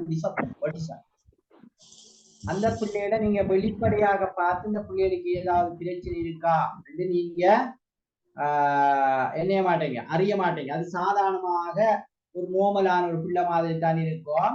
நீங்க சொன்ன மாதிரி அந்த பிள்ளை தான் ஒரு வேறொரு உலகத்தில கற்பனை செய்து வாழ்ந்து கொண்டிருக்கும். அதை நாங்க சொல்லுவோம் தன்னாழ்வு சிந்தனை அல்லது தற்துணைவு நாங்க சொல்லுவோம். அந்த பிள்ளை வேறொரு உலகத்தை கற்பனை பண்ணி கொண்டு வாழுகின்ற ஒரு பிள்ளை. அந்த பிள்ளை நாங்க அந்த ஐ கான்டாக்ட் எங்களோட முகத்துக்கு நேர முகம் பார்த்து பேசாது. அந்த பிள்ளை நாங்க கூப்பிட்டா பதில் அளிக்காது. நீங்க சொன்ன மாதிரி பல பண்புகள் அந்த பிள்ளைகிட்ட இருக்கும். அது நாங்க சொல்றது என்னது ஒட்டிசம் சொல்றது. ஒட்டிசம்ங்கிற பிள்ளை தான் அது தன்னாழ்வு சிந்தனை அல்லது தற்துணை கொண்டு அதை தமிழ்ல சொல்றாங்க. அந்த ப்ராப்ளம் இருக்கிற பிள்ளை. நான் இங்க சொல்றது டவுன் சிண்ட்ரோம் இன்னொரு ப்ராப்ளம் இருக்கு சார். அந்த மூளை வளர்ச்சி குறைஞ்ச புள்ளோல சில புள்ள செல்றது. இந்த பிள்ளைகள்ல டவுன் சிண்ட்ரோம்ங்கிற பிள்ளைகள்ல உள வளர்ச்சியும் குறைவாகத்தான் இருக்கும். அவர்களுடைய ஆயுளும் குறைவுன்னு சொல்றாங்க. எப்படியான பிள்ளைகள் தான் நான் சென்னிடம் இந்த எங்கட இந்த இந்த இந்த இது முடிய சந்தர்ப்பத்துல நான் அப்படியான பிள்ளைகள்ல பொட்டோவா வேணுமெண்டா உங்களுக்கு காட்டலாம் பார்ப்போம். நான் இந்த லெப்ல இருந்தாலும் உங்களுக்கு நான் காட்டுவேன். அந்த பிள்ளைகளுடைய முகம் இருக்குதானே நாங்க பார்த்தோம் சொன்னால் அந்த முன்னுக்கு அப்படியே கொஞ்சம் அந்த அண்டின மாதிரி சப்ப மாதிரி இருக்கும். ஒரு சைனீஸ் அப்படி இப்படி வேற அந்த வேற அப்படியான ஒரு வகையான நாட்டு ஆட்கள் மாதிரி இருப்பாங்க அவரோட முகம். அந்த பிள்ளைகளை பெரும்பாலான எல்லா பிள்ளைகளையும் அவதானிச்சா ஒரே மாதிரியான அந்த சப்பையான அந்த மூக்கு அப்படியே சப்பளிஞ்ச மாதிரி அப்படி ஒரு தன்மை இருக்கிற மாதிரி இருக்கும். இன்னொரு தன்மையை நாம அந்த பிள்ளைகிட்ட காணலாம். அந்த பிள்ளைகள்ல உதடி இது என்னது இந்த நாக்கு வெளியே தள்ளின மாதிரி இருக்கும். சிலரும் கொஞ்சம் குட்டையானவர்களாக இருப்பாங்க. அவர்களுடைய இந்த கழுத்துல கொஞ்சம் தசை கொஞ்சம் கூடையாக அப்படி இருக்கும். இப்ப கை ரேகையை நீங்க பாத்தீங்களாம் சொன்னால் ஒரு பெரிய ரேகை மாத்திரம் இருக்கும். மற்ற அந்த சின்ன ரேகைகள் எல்லாம் இருக்காது. விளங்கிட்டா? அப்படி பாத்தீங்களா? ஓ சார். அப்படியான அந்த பிள்ளைகளை தான் டவுன் சிண்ட்ரோம் என்று சொல்ற பிள்ளைகள். அப்ப பாருங்க, இது இந்த பரம்பரை காரணிகளால அந்த தாக்கம் வருகிறதா இல்லையா? சரியா? அது ஒரு மிக முக்கியமான ஒரு விஷயம். அப்ப எங்களுக்கு தெரியும் 23 சோடி நிறமூர்த்தங்கள் இந்த பரம்பரை அலகுல இருக்கும். இந்த பரம்பரை அலகுகள் தான் ஒரு பிள்ளையினுடைய மரபு ரீதியாக சில விஷயங்களை தீர்மானிக்கும். இங்க பாருங்க, ஒரு பிள்ளையிட உயரம், அந்த பிள்ளையோட நிறம், தோல்ல நிறம், அந்த பிள்ளையோட கண்ற நிறம், முடியிற நிறம், அந்த பிள்ளையோட முடியினுடைய தன்மை. இப்ப சில நேரம் ஒரு பேரண்ட்ஸுக்கு ஒரு அந்த சுருளி மாதிரி முடி இருந்தா அந்த பிள்ளைகளுக்கு அப்படி சுருண்ட மாதிரி தானே முடிவாரு. அப்படி வாரத்துக்கு வாய்ப்பு இருக்கா இல்லையா?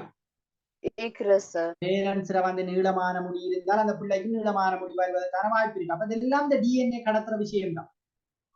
சரிதான். ஆகவே ஒரு பிள்ளையிட வளர்ச்சியிலையும் விருத்தியிலையும் இங்க பாருங்க ஆய்வுகள் செல்லுது. ஒரு விளையாட்டு வீரராக இருக்கின்ற அல்லது விளையாட்டுல கொஞ்சம் நல்ல ஆற்றல் இருக்கிற ஒரு ஆளுக்கு பிறக்கிற பிள்ளை அவரும் ஒரு விளையாட்டு வீரனாக வருவதற்கான வாய்ப்பு இருக்குன்னு சொல்லப்படும். சில நேரம் சங்கீத ஆற்றல் இருக்கிற ஒருவருக்கு பிறக்கின்ற பிள்ளை நீங்க பார்க்கலாம். என்ன எங்கட சினிமா உலகுல கூட ஒரு நடிகருக்கு பிறக்கின்ற அடுத்த குழந்தை அப்புறம் ஒரு நடிகனாகத்தானே மாறி போறான், அல்லது ஒரு நடிகையாக. அதே போல ஒரு இசையமைப்பாளருக்கு பிறக்கிற பிள்ளை இன்னொரு இசையமைப்பாளராக அப்படி போறதெல்லாம் இருக்கு. அப்படித்தானே? இளையராஜா, யுவன் சங்கர் ராஜா அப்படி எல்லாம் இருக்காங்களா? ஆகவே இப்படி அதே போல இந்த அறிகைசார் ஆற்றலும் என்ன செய்யப்படுதாம் சொன்னால் கடத்தப்படுதுன்னு சொல்றாங்க. பல ஆய்வுகள் சொல்லுதோ ஒரு பிள்ளையினுடைய நுண்ணறிவு வீதத்தை என்ன தீர்மானிக்கிறதுல இந்த பரம்பரை அலைகளும் மிகவும் செல்வாக்கு செலுத்துகின்ற ஒரு விஷயமாக இருப்பதாக கூறப்படுது.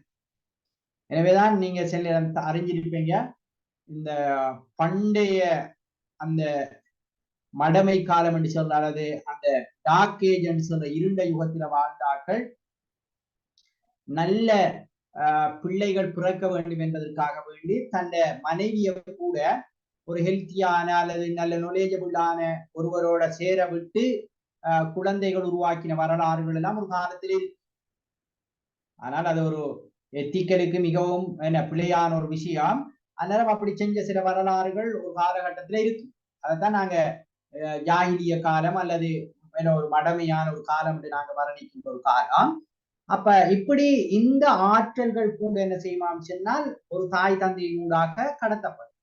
அப்ப பாருங்க இந்த பிள்ளையோட அறிவு விருத்தி அல்லது இந்த பிள்ளையினுடைய ஏனைய டேலண்டட் அந்த ஆற்றல்கள் விருத்தி அடைகிறதுல பரம்பரை தாக்கம் செலுத்துதா இல்லையா? என்ன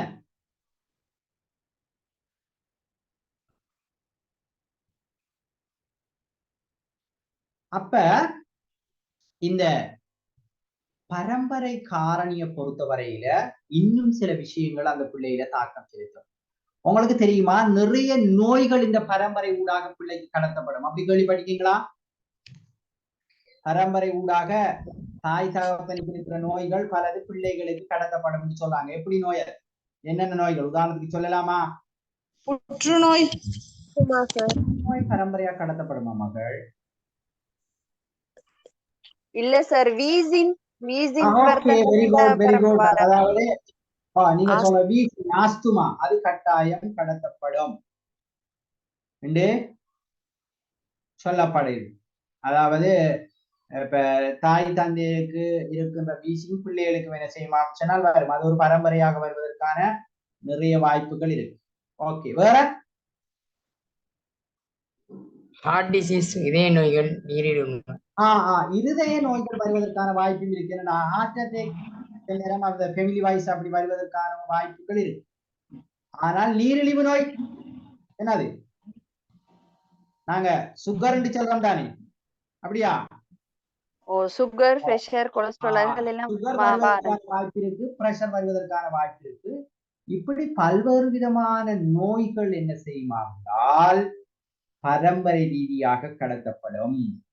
அப்ப பரம்பரை ரீதியாக அப்படி இந்த நோய் கடத்தப்படுறதால அந்த பிள்ளையினுடைய வளர்ச்சியில வீழ்ச்சியில பல்வேறு விதமான பாதிப்புகள் ஏற்படுவதற்கு வாய்ப்பு இருக்கு. இருக்கா இல்லையா?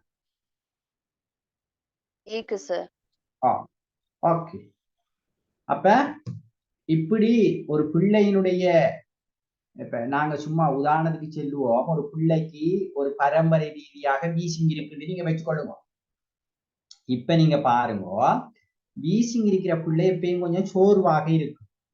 அந்த பிள்ளைக்கு வீசிங் வார டைம்ல படிக்கிறதுக்கான அந்த உடல்நிலையும் இருக்காது, உடல்நிலையும் இருக்காது. அந்த பிள்ளை கொஞ்சம் டயர்டா இருக்கு. அப்ப அந்த பிள்ளையினுடைய சில நேரம் நிறைய டைம் பாடசாலைக்கு சமூகம் அளிக்காம அந்த பிள்ளை என்ன நோயால வீட்டில் இருக்க வேண்டிய சந்தர்ப்பம் எல்லாம் வரும். இப்ப இந்த பிள்ளை கற்றல்ல விருத்தி அடையுமா பின்னடையும்? அப்ப பாருங்க, பரம்பரைங்கிற ஒரு காரணி இங்க அந்த பிள்ளோட விருத்தியில அங்க பின்னடைவை ஏற்படுத்துகின்ற ஒரு செல்வாக்கான காரணியாக இருக்கிறத நாங்க பார்க்கலாம். அதே போல ஒரு கொஞ்சம் கெட்டித்தனமான அல்லது நல்ல என்ன ஐக்கு கூடிய ஆக்களுக்கு பிறந்திருக்கின்ற பிள்ளை ஒரு ஐக்கு கூடிய ஒரு பிள்ளையாக மிக வேகமாக கற்றுக்கொள்ளுகின்ற ஒரு பிள்ளையாக இருக்கும். அப்ப அங்க பரம்பரை அந்த பிள்ளோட அந்த கற்றல் விருத்தியில தாக்கம் செலுத்துறதையும் நாங்க பார்க்கலாம். ரெண்டு விதமாகவும் இருக்கும். அது பாசிட்டிவாகவும் இருக்கும், நெகட்டிவாகவும் இருக்கும். அடுத்து நாங்க சொன்ன சூழல் காரணி. இந்த சூழல் காரணியை பொறுத்தவரையில பிரதானமாக 2 பகுதிகளாக இந்த சூழல் காரணியை பிரித்து பார்க்கலாம்னு சொல்றாங்க. என்னென்ன பகுதி? வீட்டு சூழல், சமூக சூழல். அப்படி ஒரு வகையில பிரிக்கலாம். ஆனால் இங்க பிரதானமாக இப்படி சொல்லப்படும். ஒன்று பிறப்புக்கு முந்திய ஒரு சூழலையும் சரிதானே பிறப்புக்கு பிந்திய ஒரு சூழலுமாக நாங்க என்ன செய்யலாம் சொன்னால் பிரதானமாக 2 பகுதிகளாக பார்க்கலாம். என்னது பிறப்புக்கு முந்திய சூழல் என்றால் என்ன? தாயின் கருவறை. பிறப்புக்கு முந்திய சூழல் என்பது ஒரு பிள்ளை கருவுற்றதிலிருந்து அந்த பிள்ளை பிறக்கும் வரைக்கும் தாயினுடைய கருவறையில வாழுகின்ற சூழல் பிறப்புக்கு முந்திய சூழல். இதுவும் ஒரு பிள்ளையினுடைய வளர்ச்சியிலையும் விருத்தியிலையும் பாரிய அளவு தாக்கம் செலுத்தும். எப்படி தாக்கம் செலுத்தும் என்றால் நான் சில உதாரணங்களை சொல்கிறேன். இப்ப இதுல நாங்க பார்க்கலாம், சரிதானே? பார்ப்போம். இப்ப ஒரு பிள்ளைக்கு அந்த பிள்ளை ஒரு தாயினுடைய கருவறையில இருக்கின்ற போதோ அந்த பிள்ளைக்கு அந்த தாய் போதிய அளவு போசாக்கான உணவுகள் சாப்பிடல் நிறை குறைவான குழந்தை பிறக்கும். ஓமா இல்லையா? அப்ப அந்த சூழல் அந்த பிள்ளையில தாக்கம் செலுத்தும். நீங்க சொல்லுங்க அப்ப பருமட்டாக ஒரு பிள்ளை பிறக்கக்குள்ள அதனுடைய நிறை எவ்வளவு இருக்கணும்? 2.5 கிலோவுக்கு, அதாவது 2.5 கிலோகிராமுக்கு மேலுக்கு இருக்கணும். என்ன குறைஞ்சது 2.5 கிலோகிராம், அதாவது 2.5 கிலோ இருக்கணும் ஒரு பிள்ளை. அதை விட குறைந்த நிறையில அந்த பிள்ளை பிறக்கமாக இருந்தால் அதை நாங்க என்ன நிறை குறைவான பிள்ளை என்று நாங்க அடையாளப்படுத்தும். எனவே அந்த பிள்ளைக்கு பல ப்ராப்ளங்கள் வருவதற்கான வாய்ப்புகள் இருக்கு. ஆனால் சில எக்ஸெப்ஷன் இதுகளும் இருக்கும். நாங்க இப்ப முன்ன சொன்னோமா அந்த ஹீரோயின் எடுத்ததால ஒரு ஒரு ஒரு ஒரு பிள்ளைக்கு வலிப்பு வந்த ஒரு விஷயத்தை நான் சொன்னேனா? அதாவது டாக்டர் ரைஸ் இருக்காரு தானே, சிறு பிள்ளை வைத்திய நிபுணர், நீங்க கேள்விப்பட்டிருப்பீங்க இல்லையா? அவரு லண்டன்ல இருக்கிறார். இலங்கையை தான் அவரு மாவநிலையில மாரி பண்ணியிருக்கிறார் அக்கறைப்பட்டு. ஆனால் இப்ப நான் நினைக்கிறேன் இப்ப நாட்டில் இருக்காரு. அவரு இப்ப பெரும்பாரியாக லண்டன்ல ஒரு ஃபேமஸான ஒரு ஹாஸ்பிட்டல்ல கன்சல்டன்டாக இருக்கிற ஒருவர். அப்ப அவர் ஒரு ஒன்றுல பார்ட் 1 பார்ட் 2 2 புத்தகம் எழுதியிருக்கிறாரு. எனது டயரியின் மறுபக்கம் உண்டு, நீங்க எங்கேயாரும் கண்டால் வாய்ச்சி பார்க்கலாம். அவர் அதுல ஒரு கற்று ஒன்று எழுதியிருக்கிறார் என்றால் அவர் நிறைய இன்னொரு மெகசின்ல தொடராக எழுதின கட்டுரைகளை தொகுத்து தான் அந்த புத்தகமாக எழுதியிருக்கிறார். கருவறையை தட்டும் ஜாகிலியத்தின் ஒரு கற்று எழுதியிருக்கிறார். ஜாகிலியத்தின்டா அது ஒரு அரபு சொல். என்ன மடமை என்பது அதனுடைய கருத்து. எனவே கருவறையை தட்டுகின்ற மடமை என்னண்டா, லண்டன்ல ஒரு மிக ஃபேமஸான ஒரு ஹாஸ்பிட்டல்ல இந்த ஐசியூ இருக்குதானே, அப்படி சின்ன பிள்ளைகளுக்கான ஐசியூக்கு இவர் சேர்தான் பொறுப்பா இருக்கிற. அப்ப திடீரென்று ஒரு நாள் ஒரு கோல் ஒன்று வந்திக்கு, ஒரு பிள்ளைக்கு பிறந்து ஒரு குறிப்பிட்ட மணித்தியாலத்துக்குள்ள வலிப்பு வந்துட்டு, எனவே கொஞ்சம் எமர்ஜென்சி வாங்க சேர்ன்னு சொன்னோட இவர் ஒரு பார்த்து அப்ப அதுக்கு ட்ரீட்மெண்ட் செஞ்சுட்டு அவர் அந்த கட்டுரையில எழுதுறாரு என்றால், ஒரு 6 மணித்தியாலத்துக்குள்ள ஒரு பிள்ளை பிறந்து அந்த பிள்ளைக்கு வலிப்பு வருவதற்கு எந்த விதமான ஒரு சான்ஸும் இல்லை. அதாவது ஒரு பிள்ளை பிறந்து 6 மணித்தியாலத்துக்குள்ள வலிப்பு வருவதற்கு வைத்திய உலகத்துல சான்சஸ் இல்லையா? அப்ப அப்படி இது ஒரு புதிய ஒரு விசித்திரமான ஒரு கேஸ். எனவே இதை இன்வெஸ்டிகேட் பண்ணணும் என்று நிறைய தகவல்களை திரட்டுகின்ற போது அந்த தாய்கிட்ட சில விஷயங்களை கேட்கக்குள்ள பார்த்தால், அந்த பிள்ளோட தாய் ஹீரோயின் பாவிக்கின்ற ஒரு லேடி.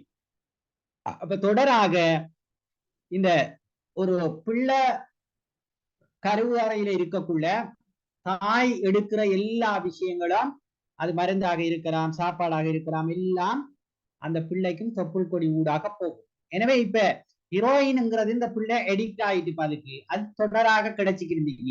இப்ப இந்த பிள்ளை பிறந்து வெளியே வந்துட்டு ஒரு 3 மணித்தியாரம் 2 மணித்தியாரத்தை தாண்டியும் அந்த பிள்ளைக்கு வளமையாக கிடைக்கிற ஒரு விஷயம் கிடைக்காதால வலிப்பு வந்து. அப்ப இது என்ன சூழல்? இது கருவறையில இருந்த பிறப்புக்கு முன்னரான ஒரு விஷயமா இல்லையா? ஆனால் அது அந்த பிள்ளைய வாழ்க்கையில வலிப்புங்கிற ஒரு விஷயத்தை ஏற்படுத்தியிருக்கா இல்லையா? என்ன? ஆகவே இந்த பிறப்புக்கு முன்னரான இந்த சூழல்ல நிறைய விஷயங்கள் பிள்ளையில தாக்கம் செலுத்தும். மிக முக்கியமாக இங்க ஒரு விஷயம் நீங்க பார்க்கலாம். தாயிர வயது எப்படி பிள்ளையில தாக்கம் செலுத்தும்? தாக்கம் செலுத்துமா? ஓ சார். எப்படி சொல்லுங்கம்மா. வயது கூடிய ஒரு தாயா இருந்தால் குழந்தைக்கு அந்த போஷாக்கு குறைபாடு வெரி குட். வயது அப்ப குறிப்பிட்ட சில வயதை தாண்டின ஒரு லேடிக்கு பிள்ளை பிறக்கக்குள்ள அந்த பிள்ளையில பல்வேறு பிரச்சனைகள் ஏற்படுவதற்கு வாய்ப்பு இருக்கு. அந்த பிள்ளைகளுடைய கேள்வி புலன் சில நேரம் பாதிக்கப்படுறதுக்கு வாய்ப்பு இருக்கு. அந்த பிள்ளையில பல்வேறு ஆரோக்கிய குறைபாடு வருவதற்கான வாய்ப்பு இருக்கு. அந்த பிள்ளையில வேறு இரத்தத்தோட சம்பந்தப்பட்ட பல்வேறு பிரச்சனைகள் வருவதற்கான வாய்ப்புகள் இருப்பதாக ஆய்வுகள் சொல்லும். எனவே இந்த பிறப்புக்கு முன்னரான சூழல்ல இந்த தாயினுடைய வயது பிள்ளையில விருத்தியில வளர்ச்சியில தாக்கம் செலுத்துகின்ற ஒரு விஷயமாக இருக்கு. அடுத்தது உணவு. நாங்க ஏற்கனவே சொன்னோம். அப்ப ஹெல்த்தியான ஃபுட் உணவு என்ன செய்யணும்? கட்டாயம் பிரெக்னன்ட் மதர்ஸ் எடுக்கணும். மிக முக்கியமான ஒரு விஷயம் இருக்கு. இப்ப அதுக்கு தானே அரசாங்கம் சில நேரம் நம்ம பொதியெல்லாம் கொடுத்தாங்களே, இப்பயும் இருக்கு அந்த பொதி. என்னமா 5000 ஒரு 10 மாசத்துக்கு கொடுப்பாங்களே, 5000 கொடுக்காங்களா? இப்ப முன்ன 2000 என்னமோ 2500 எல்லாம் கொடுத்தாங்க. அப்படி இருக்குதானே ஒரு சிஸ்டம். அப்ப அதெல்லாம் ஏன் கொடுக்கப்படுது அப்படின்னு சொன்னால், இந்த நாட்டில உங்களுக்கு தெரியும், ஒரு நாட்டில இருக்கின்ற வளங்கள்ல மிக முக்கியமான ஒரு வளம் தான் மனித வளம். இப்ப இந்த மூளை வெளியேற்றம், இப்ப ஒரு துறையில எக்ஸ்பர்டான ஆட்கள் ஒரு நாட்டை விட்டு வெளியேறுவதெல்லாம் மிகப்பெரிய பாதிப்பை ஏற்படுத்துகின்ற ஒரு விஷயம் ஒரு நாட்டை பொறுத்தவரை. இப்ப நீங்க அனஸ்தீசியான்னு சொல்றது என்னது? அனஸ்தீசியான்னு சொன்னா இந்த மயக்க மருந்து கொடுக்கிற வைத்தியர்கள் இலங்கையில மிக இப்ப அரிதாக இருக்கிறாள். ஏன்னா அந்த மயக்க மருந்து கொடுக்குறங்கிறது எல்லாராலையும் அது செய்யலாது. அந்த துறையில பாண்டித்தியம் பெற்று படிச்சிருக்கிறார்களால செய்யலாம். ஏன்னா ஒரு சர்ஜரி 3 ஹவர்ஸுக்குள்ள செஞ்சு முடிச்சிடலாம்னால் அதுக்கேற்ற வகையில அவருக்கு மயக்க மருந்து கொடுக்கணும். இப்ப 7 ஹவர்ஸ் 7 மணித்தியாங்கங்கள் செய்ய வேண்டிய சர்ஜரிகள் எல்லாம் இருக்கும். அப்ப அதுக்கேற்ற வகையில அந்த இது கொடுக்கப்படணும். இப்ப சில நேரம் 7 மணித்தியால ஒரு சர்ஜரியை செஞ்சு இருக்கக்குள்ள ஒரு 5 ஹவர்ஸால அல்லது 4 ஹவர்ஸால அவருக்கு உணர்வு வந்தால் எப்படி அந்த சர்ஜரியை முடிக்கிறேன்? அது பாரிய விளைவுகளை ஏற்படும். எனவே இந்த விஷயம் மிக முக்கியமான ஒரு விஷயம். சரிதான். ஆகவே இந்த அந்த மனித வளத்தை சரியாக இந்த நாட்டில உருவாக்கணுங்கிறதுக்காக வேண்டிதான் இப்படியான சிஸ்டம் எல்லாம் செய்யப்படுது. அப்ப இந்த உணவுங்கிற விஷயத்துல மிக முக்கியம். சரிதானே. அப்ப நாங்க ஏற்கனவே சொன்ன பிறப்புக்கு முந்திய விருத்தி, அடுத்தது பிறப்புக்கு பிந்திய விருத்தி. அப்ப அந்த சூழலை பிறப்புக்கு முந்திய சூழல், பிறப்புக்கு பிந்திய சூழல் என்று 2 வகையாக. அடுத்தது போசாக். இப்ப உணவு எடுத்துக்கொண்டாலும் இப்ப எவ்வளவு உணவு சாப்பிடுகிறோம் என்கின்ற ஒரு விஷயம் இருக்கு. அந்த உணவுல எந்த அளவு கலோரி பெருமானம், விட்டமின்ஸ், தேவையான மினரல்ஸ், இப்படியான விஷயங்கள் எல்லாம் இருக்குங்கிறது அடுத்த மிக முக்கியமான ஒரு விஷயம். அப்ப ஊட்டச்சத்துக்கள் நிறைந்த உணவாக இருக்கணும். நாங்க உணவு சாப்பிடுறோம்ன்றது நாங்க எவ்வளவுக்கும் நிறைய சாப்பிடுறோம்ங்கிறத விட அந்த உணவுல ஊட்டச்சத்துக்கள் இருப்பது என்பது மிக முக்கியமான ஒரு விஷயம். போஷாக். அப்ப அந்த தாய்க்கு போஷாக்கு குறைவாக இருக்குமாக இருந்தால் அந்த பிறக்கிற குழந்தை அந்த பிள்ளையினுடைய வளர்ச்சி விருத்தியில எல்லாம் அது பாதிப்பை ஏற்படுத்துகின்ற ஒரு விஷயமாக இருக்கு. இது மிக முக்கியமான ஒரு விஷயம். மனவெளிச்சி, மனவழுத்தம். பிரெக்னண்டா இருக்கிற ஒரு லேடி எப்பயும் கொஞ்சம் ஹெப்பியாக இருக்கணும், அதற்கான சூழல் உருவாக்கப்படும் சொல்றாங்க. இப்ப சில நேரம் எங்கட வீடுகள் எல்லாம் பொதுவாக இந்த சீரியல் அப்படியான சில விஷயங்கள் எல்லாம் பார்க்கப்படும். அப்ப அதுல சில நேரம் கடும் அதிர்ச்சியான சில காட்சிகள் வருகின்ற போது அது எங்களை அறியாமலேயே எங்களோட மனசுல சில தாக்கங்கள் ஏற்படும். அப்ப அது கூட அந்த கருவுல இருக்கிற பிள்ளையில தாக்கம் செலுத்தும். சரிதானே. அல்லது இப்ப வீட்டுல ஹஸ்பண்ட் ஒரு ஏதாவது டோர்ச்சர் அல்லது சில இது அல்லது பொருளாதார ரீதியான பல்வேறு சிக்கல்களால மன அழுத்தம், இவைகளெல்லாம் அந்த பிள்ளை அப்ப இது பிறப்புக்கு முன்னிருக்கின்ற ஒரு சூழல்ல ஏற்படுகிற மாற்றங்கள் அந்த பிள்ளையில என்ன செய்யுமான்னு சொன்னால் தாக்கம் செலுத்தும். இது மிக முக்கியமான ஒரு விஷயம். எனவேதான் இந்த எங்கட கல்ச்சர்ல சில விஷயங்கள் இருக்கிற இப்ப இந்துக்கள் அல்லது தமிழர்களை பொறுத்தவரையில இந்த வளைகாப்புன்ற ஒரு விஷயம் ஒன்று செய்வாங்க. அப்படித்தானே இருக்காது? இந்தியாவில இருக்கு, எங்கட நாட்டிலையும் அப்படி இருக்கா? அந்த பிரெக்னன்ட் லேடிக்கு அப்படி ஏதாவது இருக்காம அப்படி என்ன செய்யறாங்க? சங்கீதா எப்படி என்ன சிஸ்டம் இருக்காது அந்த பிரெக்னன்ட் லேடிக்கு ஏதாவது வளைகாப்புன்ற மாதிரி ஏதாவது ஒண்ணு செய்யறாங்களா எப்படி என்ன செய்யறாங்களா நம்ம நாட்டுல என்ன தமிழ் ஆட்கள் செய்யற சார் முஸ்லிம் ஆட்கள் வந்து அது 8 மாசத்திலே வீட்டுக்கு கொண்டு போய் வைத்து புள்ளன்ஸ்னா வீட்டுக்கு கொண்டு போய் வைத்து விடுறேன்னு சொல்றேன். அப்ப அந்த அப்படி ஒரு அந்த தமிழ் கலாச்சாரத்துல இருக்கிறோம். அதே டைம்ல நம்மட கலாச்சாரத்துல இப்ப ஒவ்வொரு பிரதேசத்திலையும் வித்தியாசமா இருக்கு எனக்கு தெரியாது. இந்த செப்பு மாதிரி கொண்டு போறேன்னு எல்லாம் சொல்லுவாங்க. சின்ன இந்த கிழக்கு மாநிலத்திலாம் அப்படி ஒரு விஷயம் இருக்கு. செப்பு கொண்டு போறேன்னு என்றெல்லாம் சொல்லுவாங்க. அந்த அந்த என்னது அந்த உள்ளட மாமி அல்லது மதினி அப்படியான ஆட்கள் எல்லாம் சேர்ந்து அந்த சில பலகாரங்கள் அப்படி இதெல்லாம் செஞ்சு எல்லாரையும் கூட்டி எடுத்துட்டு போய் ஒரு ஹெப்பியாக ஒரு ஃபங்க்ஷன் மாதிரி ஒன்று செய்வாங்க. பிறகு என்ன செய்வாங்களாம் சொன்னால் அந்த குடும்பத்தில் இருக்கிற அல்லது தெரிஞ்சாக்கள் இப்படி சொந்தக்காராக்கள் அல்லது ஃப்ரெண்ட்ஸ் எல்லாம் ஒரு என்ன சாப்பாடு அப்படி ஏதாவது இந்த ஈரல் அல்லது வேற எப்படி நல்ல சில கறிகள் சின்ன வாழை இலையில அப்படி சில இலையில கட்டி அப்படி கொடுப்பாங்க அல்லது வேற வேற இந்த உணவு பண்ணங்கள் எல்லாம் செஞ்செல்லாம் கொடுக்குற ஒரு கல்ச்சர் எல்லாம் இருக்கு. அது பெரும்பாலான பிரதேசங்கள இருக்கும் அப்படின்னு நினைக்கிறேன் நான். அப்படி இருக்கா இது கம்யூனிட்டியில இப்படி ஒன்று இருக்கிற ஒரு விஷயம் பல இடங்களை நான் பார்த்திருப்பேன். இப்ப இது சில நேரம் சமய ரீதியாக இது சரியா பிள்ளையாண்டு வாதுதாக்கள் எல்லாம் இருக்காங்க சரிதானே. அது ஒரு பக்கம் இருக்க ஒரு வகையில அந்த லேடிய ஹெப்பியா வச்சு கொள்றதுக்கு அல்லது பல்வேறு ஊட்டச்சத்துள்ள பல விதமான உணவுகள் அந்த பிள்ளைக்கு கிடைக்கிறதுக்கு அது சில நேரம் ஒரு வாய்ப்பு ஏற்படுத்தும். ஏன்னா இந்த கல்ச்சர் சில வேளை அப்படி அதுல ஒரு சில நலவு இருக்கிறத சில நேரம் பார்க்கலாமாக்கும். ஆனால் அதுக்கு தேவையில்லாத சில என்ன ஒரு ஒரு என்ன வீண்பிரியமான சில விஷயங்களை தவிர்த்து சில வேளை அதுகளை செய்யறது அவ்வளவு பொருத்தமாக இருக்கும் என்று தெரியாது எனக்கு. அப்ப என்னென்றால் அப்ப அந்த அந்த லேடி சில நேரம் நம்ம அந்த மரபு ரீதியாக சில விஷயங்கள் செய்யப்பட்டு வந்தத்துல சிலதுகள்ல சில உண்மையான தாற்பயங்கள் இருக்கிறதையும் நாங்க என்ன செய்யலாம் அம்சனா பார்க்கலாம். ஓகே, அப்ப அந்த மனவெளிச்சியை பொறுத்த வரையில மிக முக்கியம். உங்களுக்கு தெரியுமா இப்ப சில நவீன உலகத்துல சில பாடசாலைகள்ல இந்த பிள்ளைகளை சேர்க்கறதுக்கு முன்ன மதர்ஸ் பிரெக்னன்ட் மதர்ஸை சேர்க்கிற சில பாடசாலைகள் இருக்கு. அப்படி கேள்விப்பட்டீங்களா? என்ன அப்படி எங்க யாரும் கேள்விப்பட்டீங்களா? இப்ப ஃபாரின்ல எல்லாம் அது கூட இருக்கு. ஆனால் இலங்கையை பொறுத்த வரையில அப்ரார் இன்டர்நேஷனல் ஸ்கூல் நீங்க கேள்விப்பட்டீங்களா? கடம்புல இருக்கு.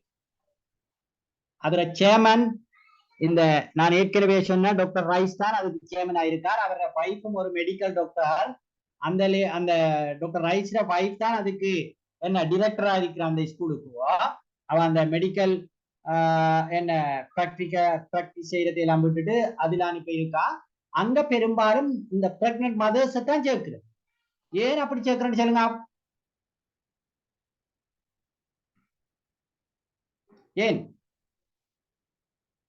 அப்ப சேர்க்கிறேன்டா ஒவ்வொரு நாளும் போறா பள்ளிக்கூடத்துக்கு எப்படியாது?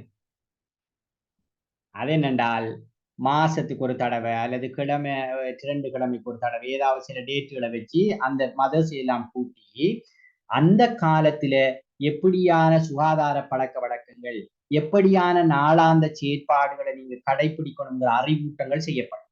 ஏனால் அந்த அதான் நான் என்ன சொல்றது, பிறப்புக்கு முந்திய இந்த சூழல்ல எந்த அளவுக்கு அந்த பிரெக்னன்ட் மதருக்கு சில நல்ல விடயங்கள் கிடைக்குதோ அதுக்கேற்ற வகையில அந்த பிள்ளைகளின் பல மாற்றங்களை நாங்க என்ன செய்யலாம் சொன்னால் காணலாம்.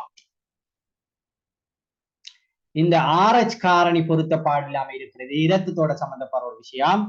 இது ஹஸ்பண்ட் அண்ட் வைஃபுக்கு இடையில இருக்கின்ற சில அம்சங்கள் இது பொருத்தம் இல்லாமல் இருந்தாலும் பல பிரச்சனைகள் வரும். உங்களுக்கு தெரியுமா இந்த தலசீமியான்ற ஒரு பிரச்சனை ஒன்று இருக்கு, கேள்விப்பட்டீங்களா? தலசீமியா என்னது? தலசீமியான்ற ஒரு நோய் ஒன்று இருக்கு, கேள்விப்பட்டீங்களாமா? அதே அடிக்கடி அந்த பிள்ளைகளுக்கு இரத்தம் மாற்றுவாங்க, அப்படி ஒரு பிரச்சனை ஒன்று இருக்கிற தெரிந்தாங்க. அப்ப அந்த தலசீமியா நோய் எப்படி வருமாம் இருந்தால் சில வேளைகள்ல ஒரு ஆண் அவருக்கு தலசீமியா இருக்க மாட்டான், அவரோட தலசீமியா நோய் அவர்ல இருக்கும், அவரு நோயாளி இல்லை, அதுக்கான காவியாக அவர் இருப்பான். அதே போல தலசீமியா நோய் இல்லாத ஒரு பெண் ஆனா அவரோட இரத்தத்துல அந்த காவி இருக்கு. அப்படி தலசீமியா காவி இருக்கின்ற 2 பேர் திருமணம் முடித்தால் அவர்களுக்கு பிறக்கின்ற பிள்ளை தலசீமியா நோயோட பிறப்பதற்கான வாய்ப்பு மிக அதிகம் இருப்பதாக சொல்லப்படும். ஆகவே இப்படியான சில காரணிகள் கூட இந்த பிள்ளைகள் என்ன செய்யுமாம் சொன்னால் அந்த பிள்ளையோட வளர்ச்சியில விருத்தியில தாக்கம் செலுத்தாய். அடுத்து இது மிக முக்கியமான ஒரு விஷயம், இந்த கதிரியக்கம் சொல்றேன். இப்ப பிரெக்னன்ட் ஆயிருக்கிற ஆக்களை கூட எக்ஸ்ரே எடுக்கிறதெல்லாம் அவ்வளவு பொருத்தம், அல்லது வேறு சில கதிரியக்கங்கள் அந்த லேடியை தாக்குற அளவுக்கு சில ஏதாவது சில விஷயங்கள்ல ஈடுபடுறதெல்லாம் அவ்வளவோ பொருத்தமாக இருக்காது. இது எந்த அளவு காமெண்ட் சொன்னால் அந்த பிள்ளைய பல்வேறு விதமாக ஒரு கேட்டல் குறைபாடுடைய பிள்ளையாக, அல்லது பார்வையில பிரச்சனை இருக்கிற பிள்ளையாக, அல்லது மந்த புத்தி, இப்படி பல பிரச்சனைக்குரிய பிள்ளையாக அந்த பிள்ளையை மாற்றுறதுக்கான வாய்ப்பு. அடுத்தது சூழலியல் இடர்கள். இது குறிப்பாக பிரெக்னண்டா இருக்கக்குள்ள ஏதாவது சூழலால இப்ப ஏதாவது ஒரு கடுமையான நச்சுவாயுக்கள் சூழல்ல இருக்கிறது எங்களை தாக்கலாம், அல்லது சில இதுகள்ல இருந்து சில ஃபேக்டரி அப்படியான விஷயங்கள்ல இருந்து வார அந்த விஷயங்களை எங்களை தாக்கலாம், கழிவுகள் இப்படி அல்லது ஒரு இயற்கையாக இருக்கின்ற பல்வேறு அழிவுகள் அல்லது இயற்கை அனர்த்தங்கள் கூட இது பண்ணும். இந்த மருந்து மாத்திரைகள் இது ஒரு மிக முக்கியமான ஒரு விஷயம். இப்ப பிரெக்னண்டா இருக்கிற ஒரு லேடி டாக்டர் ஆலோசனை இல்லாமல் மருந்து மாத்திரைகளை பாவிப்பது பொருத்தமில்லாத ஒரு விஷயம்.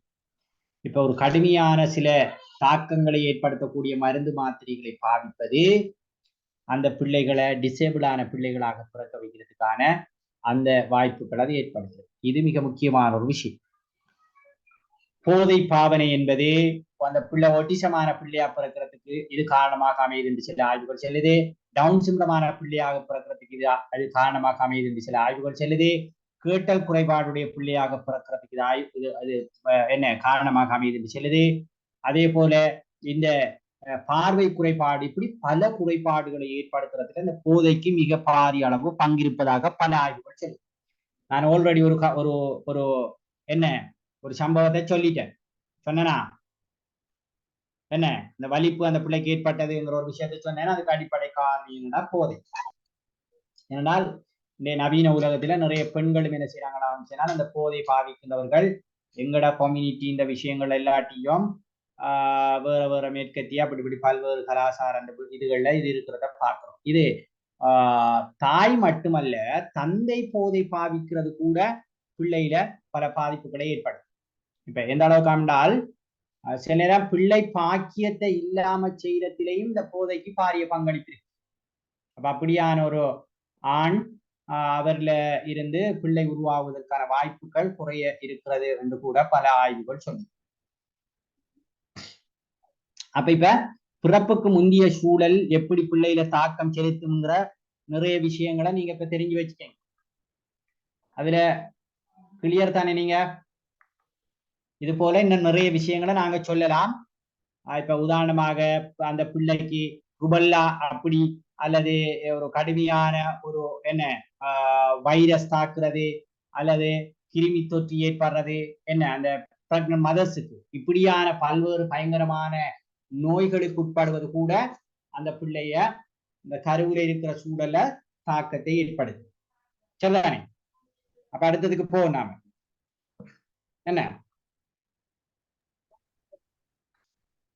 ஓகே, பிறப்புக்கு பிந்திய சூழல். இந்த பிறப்புக்கு பிந்திய சூழலை பொறுத்தவரையில இங்க பிள்ளை வளர்க்கப்படுகின்ற எல்லா அந்த சூழலை நாங்க சொல்லலாம். சூழல்ல இருக்கின்ற எல்லா அம்சங்களும் பிள்ளையில தாக்கம் செலுத்துறத பார்க்கணும். இப்பதான் நீங்க சொன்ன பாடசாலை என்று சொல்றது, அந்த வீட்டு சூழல் என்று சொல்றது, அல்லது சகபாடிகள் என்று சொல்றது, அல்லது சமூக நிறுவனங்கள் என்று சொல்றது, இந்த எல்லா சூழலும் ஒரு பிள்ளையில வளர்ச்சியில விருத்தியில தாக்கம் செலுத்தும். இப்ப நீங்க பாருங்க, இப்ப வீட்டு சூழல்ல இப்ப நீங்க சொன்னீங்க ஒட்டிசம்ங்கிற அந்த நிலைய பிள்ளைகளை ஏற்படுத்துறதுல அது அடிப்படையாக இயல்பில் இருக்கிற ஒரு விஷயம். ஆனால் இன்றைக்கு இந்த அதிக அளவு போன் பாவனை பிள்ளைகள் பாவிக்கிறதால இந்த ஒட்டிசம் நிலை பிள்ளைகள் அதிக அளவு உருவாகுது என்று டாக்டர் ரைஸ் ஒரு இடத்த சொல்லி இருக்கிறத கண்டு.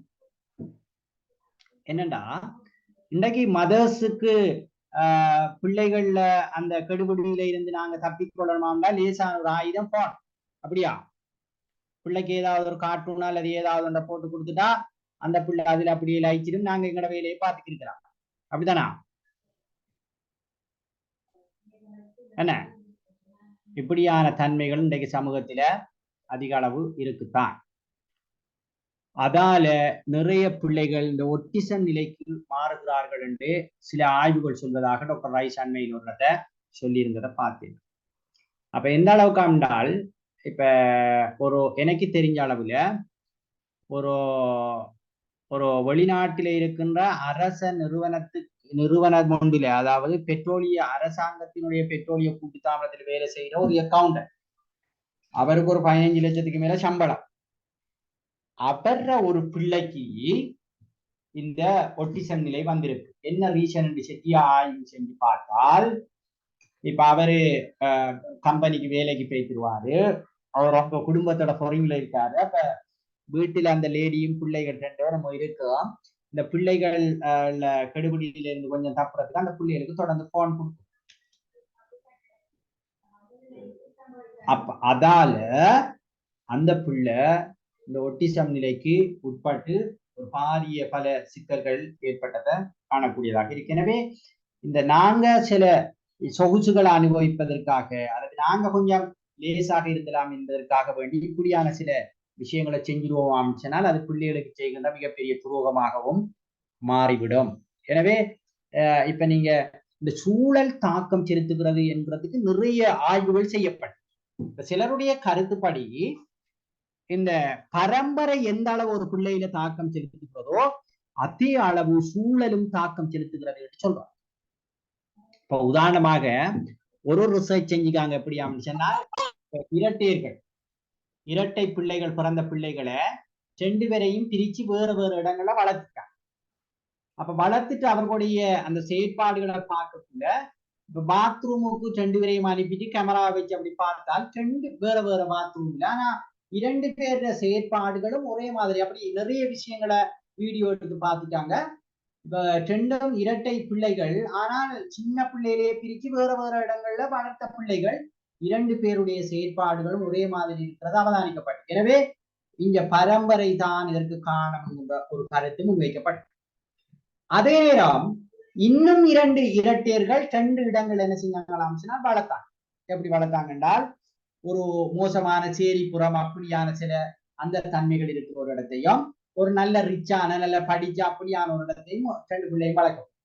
அந்த 2 பிள்ளைகள பிஹேவியர் எடுத்து பார்க்கக்குள்ள அந்த நல்ல படிச்ச ரிச்சான இடத்தை வளர்ந்த பிள்ளைகள் இருக்கிற அந்த ஆட்டிடியூட் அவர பிஹேவியர் இருக்கும், மற்ற ஒரு கூடாத ஒரு சூழல்ல வளர்ந்த பிள்ளைகள் இருக்கிற பிஹேவியர் இருக்கும் இடையில நிறைய வேறுபாடுகள் இருப்பது ஒரு ஆய்வு சொல்லி. எனவே சூழல் கட்டாயம் பிள்ளைகள் என்ன செய்யலாம் தாக்கம் செலுத்துகிறது.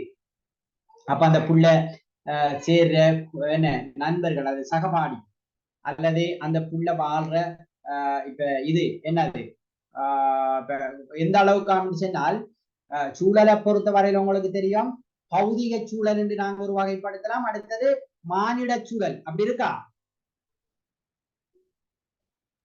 சூழல் அப்படி எல்லாம் வகைப்படுத்தலாமா?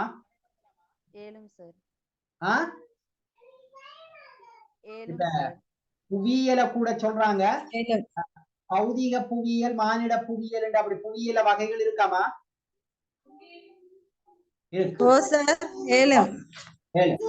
அப்ப அப்படி இப்ப உதாரணத்துக்கு சும்மா சொல்லுவோம், ஒரு மீனவ சமூகத்தில வாழுகின்ற ஒரு பிள்ளையினுடைய அந்த சமூக சூழல் அல்லது அந்த மானிட சூழலுக்கும் ஒரு இப்ப விவசாய பிரதேசத்தில வாழுகின்ற ஒரு பிள்ளைக்கும் இடையில வித்தியாசம் இருக்கு. அல்லது ஒரு வர்த்தக பிரதேசத்தில வாழுகின்ற பிள்ளையினுடைய அந்த சூழலுக்கும் இடையில வித்தியாசமாகுது. அதே போல குளிர் பிரதேசத்தில வாழுகின்ற ஒரு பிள்ளைக்கும் ஒரு சூடான காலநிலை கொண்டிருக்கிற பிரதேசத்தில வாழ இப்படி சூழலை பொறுத்த வரையில பல அடிப்படையில் அது என்ன செய்யுமான்னு சொன்னால் ஒரு பிள்ளையில தாக்கம் செலுத்துகின்ற ஒரு விஷயமாக இருக்கிறத பார்க்கலாம். எனவே இந்த பிறப்புக்கு அப்ப இந்த சூழல், பிறப்புக்கு முந்திய சூழல் என்ற ஒரு சூழல் இருக்கிறது, அடுத்தது பிறப்புக்கு பிந்திய சூழல் ஒன்று இருக்கிறது. இதனுடைய எல்லா அம்சங்களும் பிள்ளையில விருத்தியில தாக்கம் செலுத்துறதை நாங்க பார்க்கலாம். அடுத்த விஷயம்தான் இந்த கற்றலும் முதிர்ச்சிங்கிற விஷயம். நீங்க இப்ப சொல்லுங்க கற்றல் என்றால் என்ன? ஏற்கனவே நான் உங்களுக்கு சொல்லியிருக்கேன் நினைக்கிறேன். என்ன கற்றல் என்ன? What is the learning? நேர்நிலையான நடத்தை மாற்றம். அதாவது இது மனிதன் பெறுகின்ற நீண்ட சரிதானே என்னத்த ஒரு நீண்ட காலத்துல மனிதன்ல ஏற்படுகின்ற அவர் பெறுகின்ற அறிவு அனுபவம் என்பனவற்றை அடிப்படையாக கொண்டு ஒரு மனிதன்ல ஏற்படுகின்ற நிலையான மாற்றத்தை நாங்க என்ன செய்யலாம்? கற்றல் என்று நாங்க சொல்லலாம். அப்படித்தானே?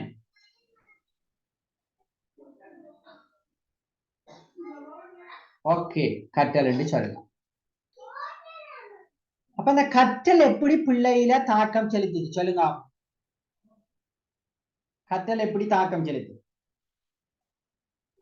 ஒரு சூழல்ல ஒரு தாய் தகப்பன் கற்றல் சூழல்ல இருந்து அத பிள்ளைங்க கற்ற சூழலா இருக்கிற அதுக்கேத்த மாதிரி அமையாட்டி அத சில பிள்ளைகள்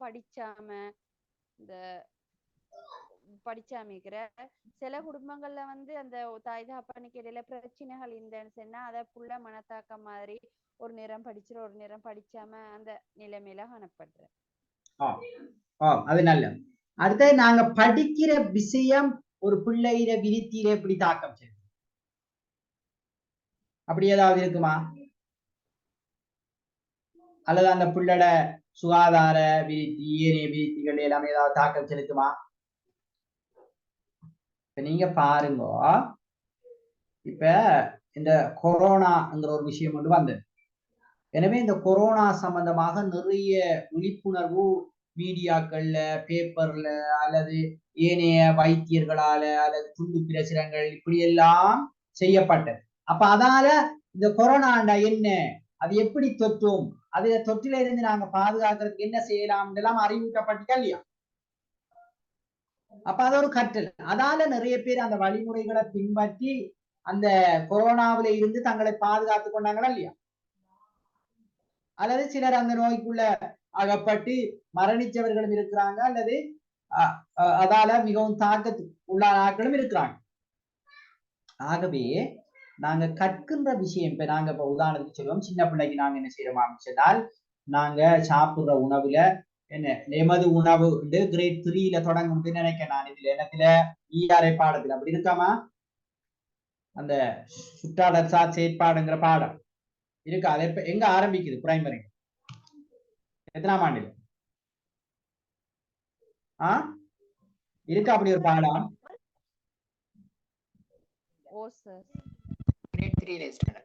வழங்கல கிரேட் 3ல அதுல எமது உணவுன்ற ஒரு பாடம் இருக்கா? வழங்கல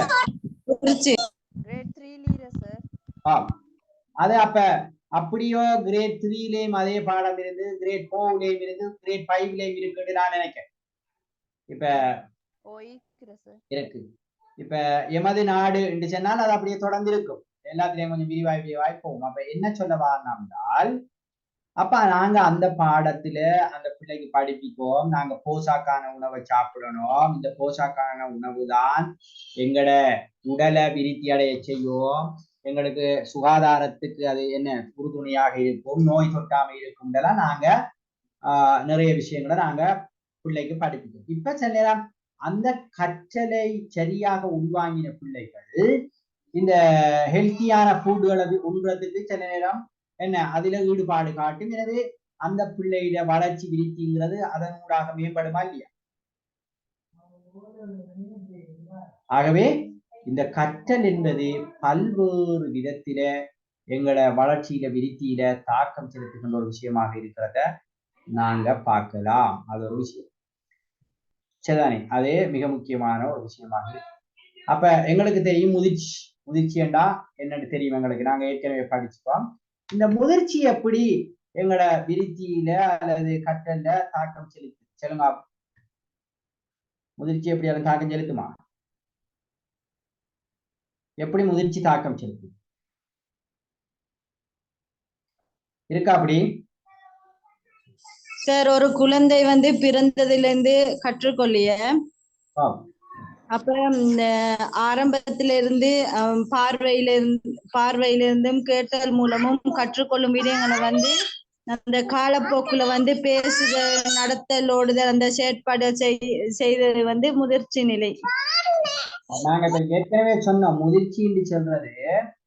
இப்ப நாங்க ஏற்கனவே சொன்னோம் அது என்னண்டா இப்ப எங்களோட உடல் உறுப்புல ஏற்பட்டிருக்கின்ற ஒரு மாற்றத்தை நாங்க முதிர்ச்சின்னு சொல்லலாம். என்ன முதிர்ச்சியாம்னால் இப்ப நாங்க ஒவ்வொரு உறுப்புகளும் இஷ்டம் அடைகிறத தான் நாங்க இங்க மிக முக்கியமாக முதிர்ச்சின்னு சொல்றோம். எனவே இப்ப ஒருவர பேச்சு உறுப்பு முதிர்ச்சி அடையாத சந்தர்ப்பத்துல அவரு பேசுறதுல என்ன செய்யலாத அம்சனால் விருத்தி அடையலாது. அப்ப அவர் நடக்கிற உறுப்புகள் விருத்தி அடையாத அல்லது முதிர்ச்சி அடையாத சந்தர்ப்பத்துல அவரு நடக்கிற அந்த விஷயத்துல முதிர்ச்சி அடையலாது. அதே போல அவர் மூளை அதுல முதிர்ச்சிகள் ஏற்படாத சந்தர்ப்பத்துல அவரு அதுல முதிர்ச்சி அந்த அடையாத சந்தர்ப்பத்துல அவர் விருத்தி அடையலாம். அப்ப அது மாதிரி இந்த ஒரு பிள்ளையினுடைய விருத்தியில இந்த முதிர்ச்சி என்கின்ற விஷயமும் மிக முக்கியமான ஒரு விஷயமாக இருக்கிறத நாங்க என்ன செய்யலாம் சொன்னால் பார்க்கலாம். சரிதானே? ஓகே, அது இன்னொரு மிக முக்கியமான ஒரு விஷயம். இப்ப இந்த வளர்ச்சி விருத்தி தொடர்பான சில கோட்பாட்டு அம்சங்கள் இருக்கு. அதை நாங்க என்னட்டு பார்ப்போம். என்னென்றால் இந்த வளர்ச்சிங்கிறது மரபு ரீதியாக ஏற்படுகின்ற ஒன்றும் அதே போல சுற்றுப்புற சூழல்ல அந்த விளைவும் அதுல தங்கி இருக்கிறத பார்க்கலாம். எப்படி என்றால் இப்ப ஒரு பிள்ளோட பேரண்ட்ஸ்ல இருந்து வர அந்த மரபு ரீதியான விஷயங்கள் அவரோட உயரம் அல்லது அவருடைய நிறை அவரை பல விடயங்களை என்ன செய்யலாம் சொன்னால் அதுல தாக்கம் செலுத்தும். அது ஒரு விஷயம் இருக்கு. அதே போல இந்த சுற்றுப்புற சூழல் அவைகளும் என்ன செய்யுமாம் சொன்னால் வளர்ச்சியில தாக்கம் செலுத்தும். அவருக்கு தேவையான நல்ல காற்றோட்டம் கிடைக்கிறது, அவருக்கு பொருத்தமான நீர் கிடைக்கிறது, ஏனைய விஷயங்கள் எல்லாம் இந்த சூழல் இருந்தானே அவருக்கு உணவு அந்த விஷயங்கள் எல்லாம் இருக்கும். அப்ப அது அவருக்கு மிக முக்கியமான ஒரு விஷயமாக பார்க்கப்படுது. வளர்ச்சியில மரபும் சுற்றுப்புற சூழலும் மிக முக்கியமான தாக்கம் செலுத்துகின்ற ஒரு விடயம் என்று இந்த கோட்பாடுகள் சிலது குறிப்பிடுவதை பார்க்கலாம். அதே போல இந்த விருத்தி அல்லது நாங்க சொல்ற இந்த டெவலப்மெண்ட் முன்னேற்றம் என்பது ஒரு தொடர்ச்சியான செயல். நீங்க சொன்ன மாதிரி சின்ன பிள்ளையில இருந்து பேசுறதுக்கு மெதுவாக அந்த பிள்ளை என்ன செய்யலாம் சொன்னால் கற்றுக்கொள்கிறது என்கிற ஒரு விஷயம் ஒன்று இருக்கு. அது அப்ப படிப்படியாக ஒரு பிள்ளை விருத்தி அடைந்து போகிறது. எனவே இந்த விருத்தி அடைதல் என்பது ஒரு தொடர்ச்சியான ஒரு செயல் என்று நான் சொல்றேன். அடுத்தது இந்த விருத்தி என்று சொல்றது பொதுவான ஒன்றுல இருந்து என்ன அது குறிப்பிட்ட ஒன்றுக்கு செல்லக்கூடிய ஒரு விஷயம் என்று சொல்லப்படும். அப்படின்னா என்னத்தை கருதுறீங்க நீங்க? விருத்தி பொதுவான ஒன்றுல இருந்து குறிப்பான ஒன்றுக்கு செல்லுதாம். எப்படி அது என்ன சொல்லலாம்? உதாரணமாக நாங்க சொல்லுவோம், ஒருவர் வந்து எழுத்துல விருத்தி அடைகிறார் என்று வச்சுக்கோங்க. அப்படி எழுத்துல விருத்தி அடைந்த ஒருவர் சிலர் என்ன செய்வாங்களாம் சொன்னால் கவிதை எழுதுறதுல அப்படியே குறிப்பாக விருத்தி அடைந்து கொண்டு போவார். அப்ப அவர் ஒரு கவிஞனாக போவார். இன்னொருவர் சிறுகதை எழுதுறதுல அப்படியே விருத்தி அடைந்து கொண்டு போவார். எனவே அவர் ஒரு சிறுகதை ஆசிரியராக அவர் அப்படி போவார். அப்படி நம்ம வருமா இல்லையா? என்னது? அப்ப பொதுவான ஒரு விருத்தியில இருந்து குறிப்பிட்ட ஒரு விருத்தியை நோக்கி என்ன செய்யலாம் சொன்னால் செல்லலாம். அடுத்தது இந்த முன்னேற்றம் விருத்தி என்கிறது ஒருங்கிணைந்த ஒரு செயலாக இருக்கிறத பார்க்கலாம். என்னடா பல விடயங்கள்ல ஏற்படுகின்ற அந்த முன்னேற்றம் தான் ஒரு ஒட்டுமொத்தமான ஒரு முன்னேற்றமாக நாங்க பார்க்கக்கூடியதாக இருக்கு. இப்ப உதாரணமாக ஒரு ஆள் மொழி விருத்தி அடைந்திருக்கிறார் என்று பார்த்தால் அவருக்கு நல்லா பேச தெரியணும், எழுத தெரியணும், வாசிக்க தெரியணும். இதெல்லாம் தெரிஞ்சாதான் அவர் நாங்க என்ன செய்வோம் மொழியில விருத்தி அடைந்து ஒருவர் என்று நாங்க என்ன செய்வோம் சொன்னால் அடையாளப்படுத்துவோம். அது இன்னும் ஒரு மிக முக்கியமான ஒரு விஷயமாக இருக்கிறத நாங்க பார்க்கலாம். அடுத்தது உடல்ல பல்வேறு பகுதிகள்ல ஒவ்வொரு விதங்கள்ல வளர்ச்சி ஏற்படும். இப்ப நாங்க பார்த்தோம் சொன்னால் இப்ப எங்களோட தலை வந்து பிறக்கக்குள்ள இருக்கிறதுக்கும் பிறகு அந்த தலை வளர்ச்சி அடைகிறதுக்கும் இடையில ஏதாவது வித்தியாசங்கள் மாற்றங்கள் இருக்கா? என்ன சொல்லுங்க. எங்களோட தலையில அப்ப ஒரு பருமன் ஒன்று இருக்குதானே, நாங்க பிறக்கக்குள்ள ஒரு அளவு இருக்கும். அது பிறந்ததுக்கு பிறகு எப்படி அது வளர்ச்சி அடைந்து கொண்டு போகும், அல்லது என்ன அப்படி மிக பாரிய அளவுல பிறந்தத்துல இருந்ததை விட மிக பாரிய அளவுல போகுதா, அல்லது ஒரு மட்டுக்குள்ள இருக்கா, எப்படி அது தலை? என்ன எல்லாரும் பேசாம இருக்கீங்க? ஒரு குறிப்பிட்ட வளர்ச்சி அடையுதா சார்? அந்த தலையை பொறுத்த வரையில ஒரு குறிப்பிட்ட ஒரு அளவுதான் அது என்ன செய்யும் சொன்னால் வளர்ச்சி அடைந்து பெருக்குமே ஒழிய, அது நீங்க சின்ன பிள்ளைட தலையை கொஞ்சம் நீங்க என்ன செய்யலாம் சொன்னால் ஒரு நாடாவை எடுத்து அளந்து பார்த்துட்டு ஒரு பெரிய ஆள தலையையும் நீங்க நாடாவில் அளந்து பாருங்க. அதே இப்படி மிகப்பெரிய அளவுல அப்படி பெரிசா தலை பெருத்துக்கு போறங்கிறது இல்லை.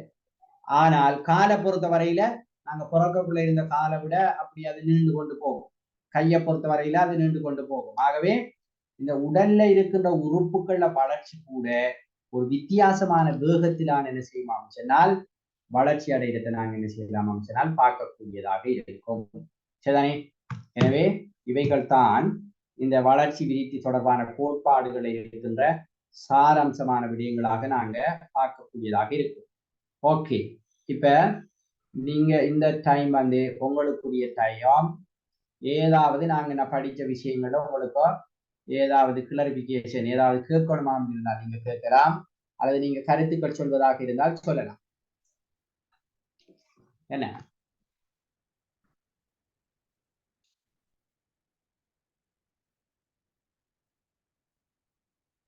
என்ன சொல்றேன்? ஒரு சத்தமும் இல்லை. அம்னா இருக்கேன். எல்லாம் வழங்கிட்டால் என்ன விஷயம்?